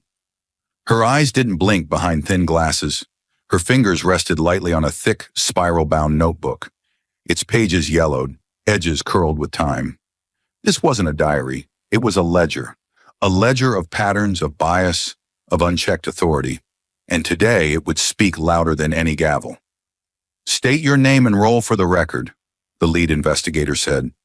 "Ellen Marie Thompson," she answered without hesitation. "Court clerk, assigned to Judge Charles Hargrove's courtroom. 12 years. She opened the notebook, revealing pages filled with meticulous notations, dates, case numbers, descriptions, and brief quotes. She turned to a red-tabbed section. "These," she said, "are all instances where Judge Hargrove issued fines or contempt citations for religious symbols, crosses, hijabs, even a woman with a Star of David once. In every case, the individual was not disruptive, not in violation of posted rules, but they were fined, reprimanded, silenced." The committee members exchanged glances. One leaned closer. "How often did this happen?" Thompson didn't blink. "Too often to dismiss, not enough to excuse. I documented them because I started to notice a pattern. You want to know what never got punished? Obscene slogans, vulgar t-shirts, jewelry so big it looked like stage props. But if it was tied to faith..." She paused, letting the silence do the work. "Then it became a problem." Outside the chamber, the press caught wind within minutes. Breaking news alerts flashed across phones. "Court clerk testifies, judge targeted faith symbols for years." But the wave hadn't crested yet, because the next man to walk into that room carried a different kind of power, truth backed by uniform. James Wilson, senior court bailiff, stepped in wearing his regulation blues, every inch of him carved by discipline. But his jaw was tight, and his voice, usually reserved for shouting "all rise," was steady, low, and laced with guilt. "I've served under Judge Hargrove for 15 years, Wilson began, "and what Miss Thompson said is true." The room went still. "I've seen people fined for wearing crosses, for hijabs, for shirts with scripture, no outbursts, no violations, just presence. But the ones with graphic language, with offensive slogans," he ignored them. "Every time." The investigator folded her hands. "You're saying Judge Hargrove selectively enforced courtroom decorum?" "I'm saying," Wilson said slowly, "that one morning in April last year, 5 people came in, separately, all wearing crosses. None of them spoke out of turn. All 5 were fined. He called it preventative order. Meanwhile, a guy wearing a shirt that said "Reformage the system" sat in the front row and didn't get so much as a glance. The weight of those words dropped like a cinder block. And then, the name. "It wasn't until Jasmine Crockett stood her ground," Wilson said, "that I realized we had all been complicit. We let it go. We let him get away with it for years." That sentence detonated across every newsroom in D.C. By noon, the Judicial Oversight Committee launched an emergency ethics review. Subpoenas flew, transcripts were pulled. Every ruling from the past 10 years under Hargrove's gavel involving dress code, contempt, or courtroom decorum was flagged. Surveillance footage was requested. Clerks and bailiffs were quietly interviewed, and Hargrove's courtroom was placed under temporary closure. Back inside his now dim office, Charles Hargrove sat frozen. The robe that once symbolized his dominion hung limp behind his chair like a funeral shroud. The once buzzing phone now rang with venom. Calls from former colleagues ignored. Emails from legal defense funds rejected. Even his alma mater issued a statement reaffirming their commitment to religious neutrality. His name wasn't just being criticized, it was being dragged into the center of a constitutional scandal. One by one, the allies evaporated. The Bar Association canceled his speaking engagement. A judicial panel rescinded his invitation to a private conference. Even his closest colleague, Judge Weaver, sent a one-line message. "I suggest you step back before this buries you." But the worst blow wasn't from a peer. It came in the form of a headline: "Systemic Religious Bias, Inside Judge Hargrove's War on Symbols." Beneath it, the opening line read like an obituary. "For years, Judge Charles Hargrove ruled with quiet bias, until one woman, with a cross and a calm voice, brought the system to its knees." He clicked through more stories, eyes wide but blank. Every outlet had turned on him. The conservative media called him a tyrant in robes. Liberal outlets dubbed him the face of hidden courtroom bigotry. The Washington Post ran a full expose titled, "Faith in Contempt, the Hidden Record of Charles Hargrove." Every ruling he'd ever made was now suspect. Lawyers began filing motions to vacate judgments. Civil liberties organizations were mobilizing. People he had ruled against, quiet families, soft-spoken immigrants, religious workers, were lining up with lawyers, affidavits in hand. And Hargrove, he couldn't say a word, because two of his most loyal officers, Ellen Thompson and James Wilson, had already spoken, and the world believed them. The courtroom was quiet, but the nation was not. In the days following the testimonies, the investigations, and the media firestorm, Judge Charles Hargrove's world had all but collapsed. Every interview he refused only made him look more guilty. Every photo of Jasmine Crockett standing firm with a cross on her collar became a digital dagger twisting in public perception. Protesters had gathered outside the courthouse, holding signs that read, "Faith is not a crime," and "Judges don't silence God." Online petitions demanding his removal passed 500,000 signatures in 48 hours. His name, once feared in legal circles, now trended alongside disgrace. And then, without cameras, without ceremony, Hargrove made the only move left that didn't reek of denial. He resigned. The announcement came via a short statement emailed to the press. "Effective immediately, I, Charles Hargrove, resign from my position as district court judge. I recognize the need to reflect on the consequences of my actions and undergo formal training on First Amendment protections and religious liberties. I intend to learn. I intend to listen." There were no press conferences, no handshakes, just silence. A silence he no longer controlled. But as one gavel fell, another voice rose. Clear, commanding, impossible to ignore. Jasmine Crockett stood at the White House press podium, the late afternoon sun slanting through the tall windows, igniting the golden trim on her navy blazer. Behind her, the American flag stood tall. At her collar, the silver cross gleamed, not as defiance now, but as a symbol reclaimed. The press room was packed, every seat filled, every camera live, every lens fixed on her like a nation watching its own reflection. She looked out, paused, and then spoke with the quiet thunder of truth. "I didn't speak out because I was offended," she began. "I spoke because I was obligated." Her voice didn't shake, it cut. "When I walked into that courtroom wearing a cross, I walked in carrying the silent faith of millions who wear their beliefs daily, on their sleeves, in their hearts, around their necks. And what happened to me was not unique. It was just the first time it was caught, recorded, and broadcasted." Flashes burst from camera shutters, but no one interrupted. The room was locked in her gravity. She continued, "The fine I paid was never about money. It was a receipt for injustice. One I chose to keep. One I chose to let the world see." Her tone sharpened, rising just enough to match the weight of her words. "I didn't stand that day for myself. I stood for the mother silenced during a custody hearing for wearing a cross, for the Muslim woman who was told her hijab made the jury uncomfortable, for the Sikh man asked to remove his turban at the security checkpoint of a courtroom built to protect liberty. A journalist lowered his pen. Another forgot to breathe. This wasn't a press briefing, it was history. "I stood," Jasmine said, "because our freedom to believe, openly, without apology, is not negotiable. Not in America, not on my watch." Her words struck like lightning, illuminating every unspoken grievance, every courtroom injustice hidden under procedural jargon. Judge Hargrove resigned, and I respect that decision, but resignation alone is not reform, it is acknowledgement. And now we move forward. Behind the scenes, aides wiped their eyes. In the hallway, even skeptical reporters stood still. The air carried not applause, but reverence. She took one final step forward. "This is not about political sides. It is not about winning headlines. This is about reminding every citizen that their faith, their expression, their truth is protected.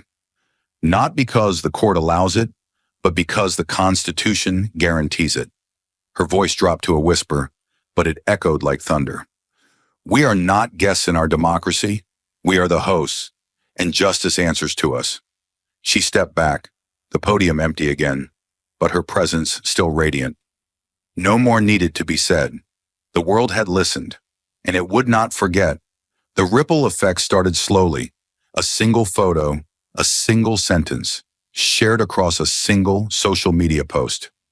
But by the time the sun set over Washington, D.C., on the day of Jasmine Crockett's press conference, the momentum had grown into a national wave. The photo that broke the dam was simple. Jasmine standing behind the White House podium, silver cross on her collar glinting in the light, eyes focused, jaw set. It didn't need a caption. It was the caption. That image exploded across every platform: Twitter, Facebook, Instagram, even LinkedIn, as Americans from all faiths began posting it with hashtags like Chalk Courage in Court, Chalk Symbol of Strength, and most notably, Chalk Cross in Court. Within 24 hours, it was on the front page of every major paper in the country. The New York Times called her the new face of constitutional courage. Fox News dubbed her a symbol of American resilience. Even The Atlantic ran a headline that read, "Faith, Fearlessness, and the Fight for Liberty." But this wasn't just cultural. It turned political. In Texas, Governor Greg Abbott held a press conference flanked by state judges and lawmakers. "We have reviewed the Crockett incident in full," he announced. "And let me be clear, we will not tolerate religious bias in any Texas courtroom." He ordered a statewide audit of court rulings over the past 5 years, specifically targeting fines, warnings, or citations involving religious expression. Within hours, Florida Governor Ron DeSantis echoed the call, signing an executive order to launch an investigative committee into courtroom neutrality. "Freedom of faith doesn't pause at the courtroom door," he declared. Then came Ohio. Governor Mike DeWine introduced emergency legislation mandating transparency in courtroom conduct and requiring mandatory First Amendment training for all court officers, from clerks to judges. "We owe it to the Constitution," DeWine said, "and we owe it to Jasmine Crockett." Committees were formed, panels convened, old transcripts were dug up and pored over by newly hired legal analysts. In dozens of cities, reporters began contacting former courtroom defendants who had once been fined or silenced for wearing symbols of faith. A Muslim woman in Tampa spoke on live television. "They told me to remove my hijab during jury duty. I said no. They told me to leave. I never filed a complaint. But after Jasmine, I will." In Cleveland, a Jewish man recalled being fined $150 for wearing a yarmulke in court. He'd paid it without question. Now he was filing a civil suit. Jasmine had become more than a press secretary. She had become a catalyst. The American Bar Association held an emergency summit, the first of its kind in a decade, to address religious expression and judicial conduct. Civil rights organizations poured funding into legal outreach centers. Churches, mosques, and synagogues hosted legal literacy nights, handing out copies of the First Amendment and printing Jasmine Crockett's speech beneath the preamble of the Constitution. Protesters outside courthouses didn't carry signs with slogans. They carried her image. And always, always that cross. It was in that symbol the country found its clarity. Jasmine Crockett didn't just endure injustice. She exposed it, documented it, and transformed it into fuel. The injustice she faced in a single courtroom had become the matchstick that lit a fire under an entire judicial system. And that image, her face, her stance, her faith, weaponized not in rage but in reason, became the icon of a movement. The Library of Congress archived the image. Time magazine placed it on their cover with a single word: unshaken. Meanwhile, artists painted murals, students wrote essays, and filmmakers pitched documentaries. She had not asked for any of it. She hadn't staged it, but history had chosen her moment and made it unforgettable. In state after state, courtrooms began to shift. Dress codes were rewritten, staff were retrained, judges were warned, and in every discussion, every memo, one name echoed through the chambers of power: Jasmine Crockett. Not because she demanded it, but because she embodied it. A woman who did not walk out of a courtroom in protest, but stood in it, paid the fine, and made sure it was written down. Not for drama, not for politics, for truth. And that, more than any gavel or robe, had shaken the system to its core. The announcement came not with fanfare, but with force. A crisp, white document released by the D.C. Judicial Council was dropped onto every major desk in American law. Its title was blunt: Revised Courtroom Conduct Guidelines, Protection of Religious Expression. Printed in bold on the second page were the words that would change courtrooms across the nation. No individual may be fined, cited, removed, or reprimanded for wearing religious symbols, garments, or insignia, unless such display causes a clear, measurable disruption to proceedings. The impact was seismic. Overnight, judges were called into emergency training sessions. Bailiffs were briefed on neutrality and implicit bias. Clerks were issued laminated summaries of the First Amendment, now required reading in every court from federal benches to municipal halls. The council had made its decision, but everyone knew it wasn't born from policy. It was born from a confrontation, from one moment, from one woman, Jasmine Crockett. Her name was no longer just a name. It had become an invocation, and now that name was being spoken behind closed doors at the highest levels of judicial power. At 7 a.m., Jasmine stood on the Truman balcony of the White House, the sun cresting over Washington like a spotlight trained just for her. She didn't hold a press release. She held a single sheet of paper. The letterhead at the top read, United States National Judicial Reform Commission. It was an invitation. One line stood out among the rest. Ms. Crockett, in light of your unwavering defense of civil liberties and judicial equity, the Council respectfully invites you to chair the newly established National Committee for Courtroom Reform. Her fingers didn't tremble, but her breath caught for a half second. It wasn't power they were offering, it was purpose. And Jasmine had never needed to be asked twice. By noon, the press had it. CNN broadcast the segment live. Jasmine standing at the East Room podium, the silver cross on her collar not just a symbol, but a scar, earned and worn. She looked out across a sea of cameras, her voice low and unhurried. We don't build justice by silencing faith, she began. We build it by acknowledging difference, by protecting it. Her gaze shifted toward the back of the room, where leaders from across the political aisle stood shoulder to shoulder, all summoned by one truth they could no longer ignore. The courtroom, she continued, is not a sanctuary, but it should never become a weapon. The gavel exists to restore order, not to punish belief. Reporters didn't interrupt. They couldn't. Her voice wasn't just measured. It was magnetic. Every sentence landed like a verdict in history. I did not accept this position to be a figurehead. I accepted because we've let too many people suffer silently behind court walls. I've spoken with mothers fined for prayer beads, with teenagers reprimanded for religious pins, with veterans told their faith patches were unprofessional. That ends now. A wave of applause erupted, not from partisans, not from staffers, but from the very people who had once been ignored. And Jasmine, ever composed, nodded once and closed with a line that would echo across courtrooms for generations. Let the law serve all, not just the loudest, not just the robed, but the faithful, the silent, and the unseen. What followed was a cascade. 37 states adopted the Council's new guidelines within the first month. Judicial training centers added modules titled the Crockett Doctrine. Ivy League law schools made her case required study. Court transcripts across the country were audited for violations. And every time a new case emerged, every time a judge hesitated before citing someone for religious expression, there was always one unspoken question hanging in the air. What would Jasmine Crockett do? But Jasmine wasn't just inspiring change, she was commanding it. Weekly meetings with the Justice Department turned into monthly cross-agency reform panels.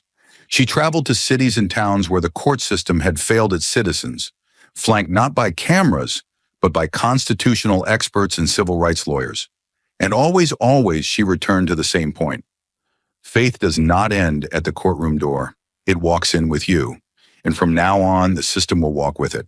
The room was silent, not with indifference, but with anticipation. It wasn't a courtroom this time, but a training hall inside the National Judicial Academy. Rows of judges, clerks, bailiffs, and legal scholars sat in metal-backed chairs, not as authorities, but as students. At the front stood a lectern, unremarkable in design but loaded with gravity. Behind it, for the first time in his life, Judge Charles Hargrove looked small, not by stature, but by the weight he now carried. Not the robe, not the title, but the consequence of his own unchecked power. He gripped the edges of the lectern with white knuckles. The suit he wore was tailored, but it couldn't cover the exhaustion on his face. His silver hair, once a mark of judicial dignity, now seemed more like ash. A camera in the back recorded, not for broadcast, for archival, for the history books.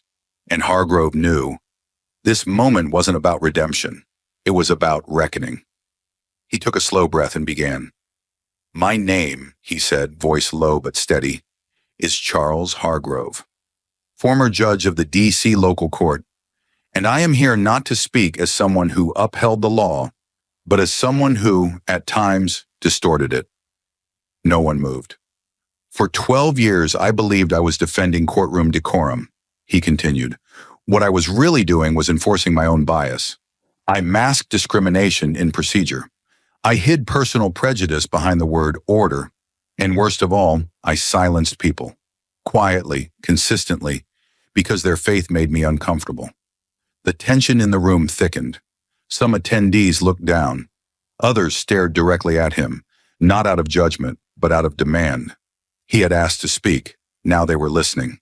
"I fined people for wearing crosses, for wearing hijabs. I scolded a man once for kissing a rosary. I claimed neutrality but practiced intolerance, and for years no one stopped me, because no one dared." He paused. "Until Jasmine Crockett." A flicker moved through the audience. The name now held weight like a constitutional amendment. Hargrove didn't flinch. "She stood in my courtroom," he said, his voice beginning to crack.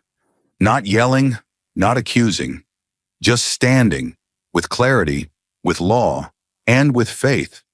And I tried to make her small." He gripped the lectern tighter. "I fined her, not because she broke the rules, but because she broke me. She challenged the part of me I didn't want to face, the part that still believed authority was above accountability." The silence was now oppressive, and yet necessary. "I've spent months reviewing my own cases. I've read every complaint, every transcript. I've watched the footage, and I've seen myself, not as I thought I was, but as I truly appeared, rigid, fearful, and biased." He swallowed hard. "I cannot erase what I did, but I can name it. I can confront it, and I can ensure that others, judges like me, see the damage before they repeat it." In the back row, a young clerk who had once been reprimanded for wearing a Star of David to court clenched her jaw. She wasn't angry. She was listening closely. "I joined this training," Hargrove said, "not because I was forced to, but because I must. Because the law isn't static. It grows. And I must grow with it, or leave it behind." He lifted his eyes to the room. "Those I hurt, I'm sorry, truly. I'm sorry for the humiliation, for the silence, for the injustice carried under the pretense of professionalism. I do not ask for forgiveness. I ask for awareness, for all of us." He exhaled, slow, long, weighted. "I was once the man who punished a cross. Today, I sit beneath it." No one clapped. No one cheered. The moment wasn't built for that. Instead, a different kind of silence filled the air, one thick with reflection, discomfort, and perhaps the faintest seed of change, because even the most stubborn trees can crack open if the light is strong enough. And in that moment, the light didn't come from Hargrove. It came from the absence of his power and the presence of his truth. In a world where silence often masks injustice and institutions cloak discrimination in the language of order, one woman stood in a courtroom, not to speak louder, but to stand firmer. Jasmine Crockett didn't scream. She didn't storm out. She didn't crumble. She simply wore her faith, stated her right, and refused to be erased. Her punishment wasn't for disruption. It was for existing without apology. In that single moment, the weight of a gavel tried to crush not her voice, but what she represented: belief, dignity, in the quiet power of presence. And yet, through all the bias, the humiliation, the fine meant to reduce her, Jasmine chose not revenge, but reason. She documented her injustice, paid for it with grace, and turned it into fire. Fire that lit up an entire system. fire that refused to be extinguished by power, robe, or rank. But this story wasn't just about her.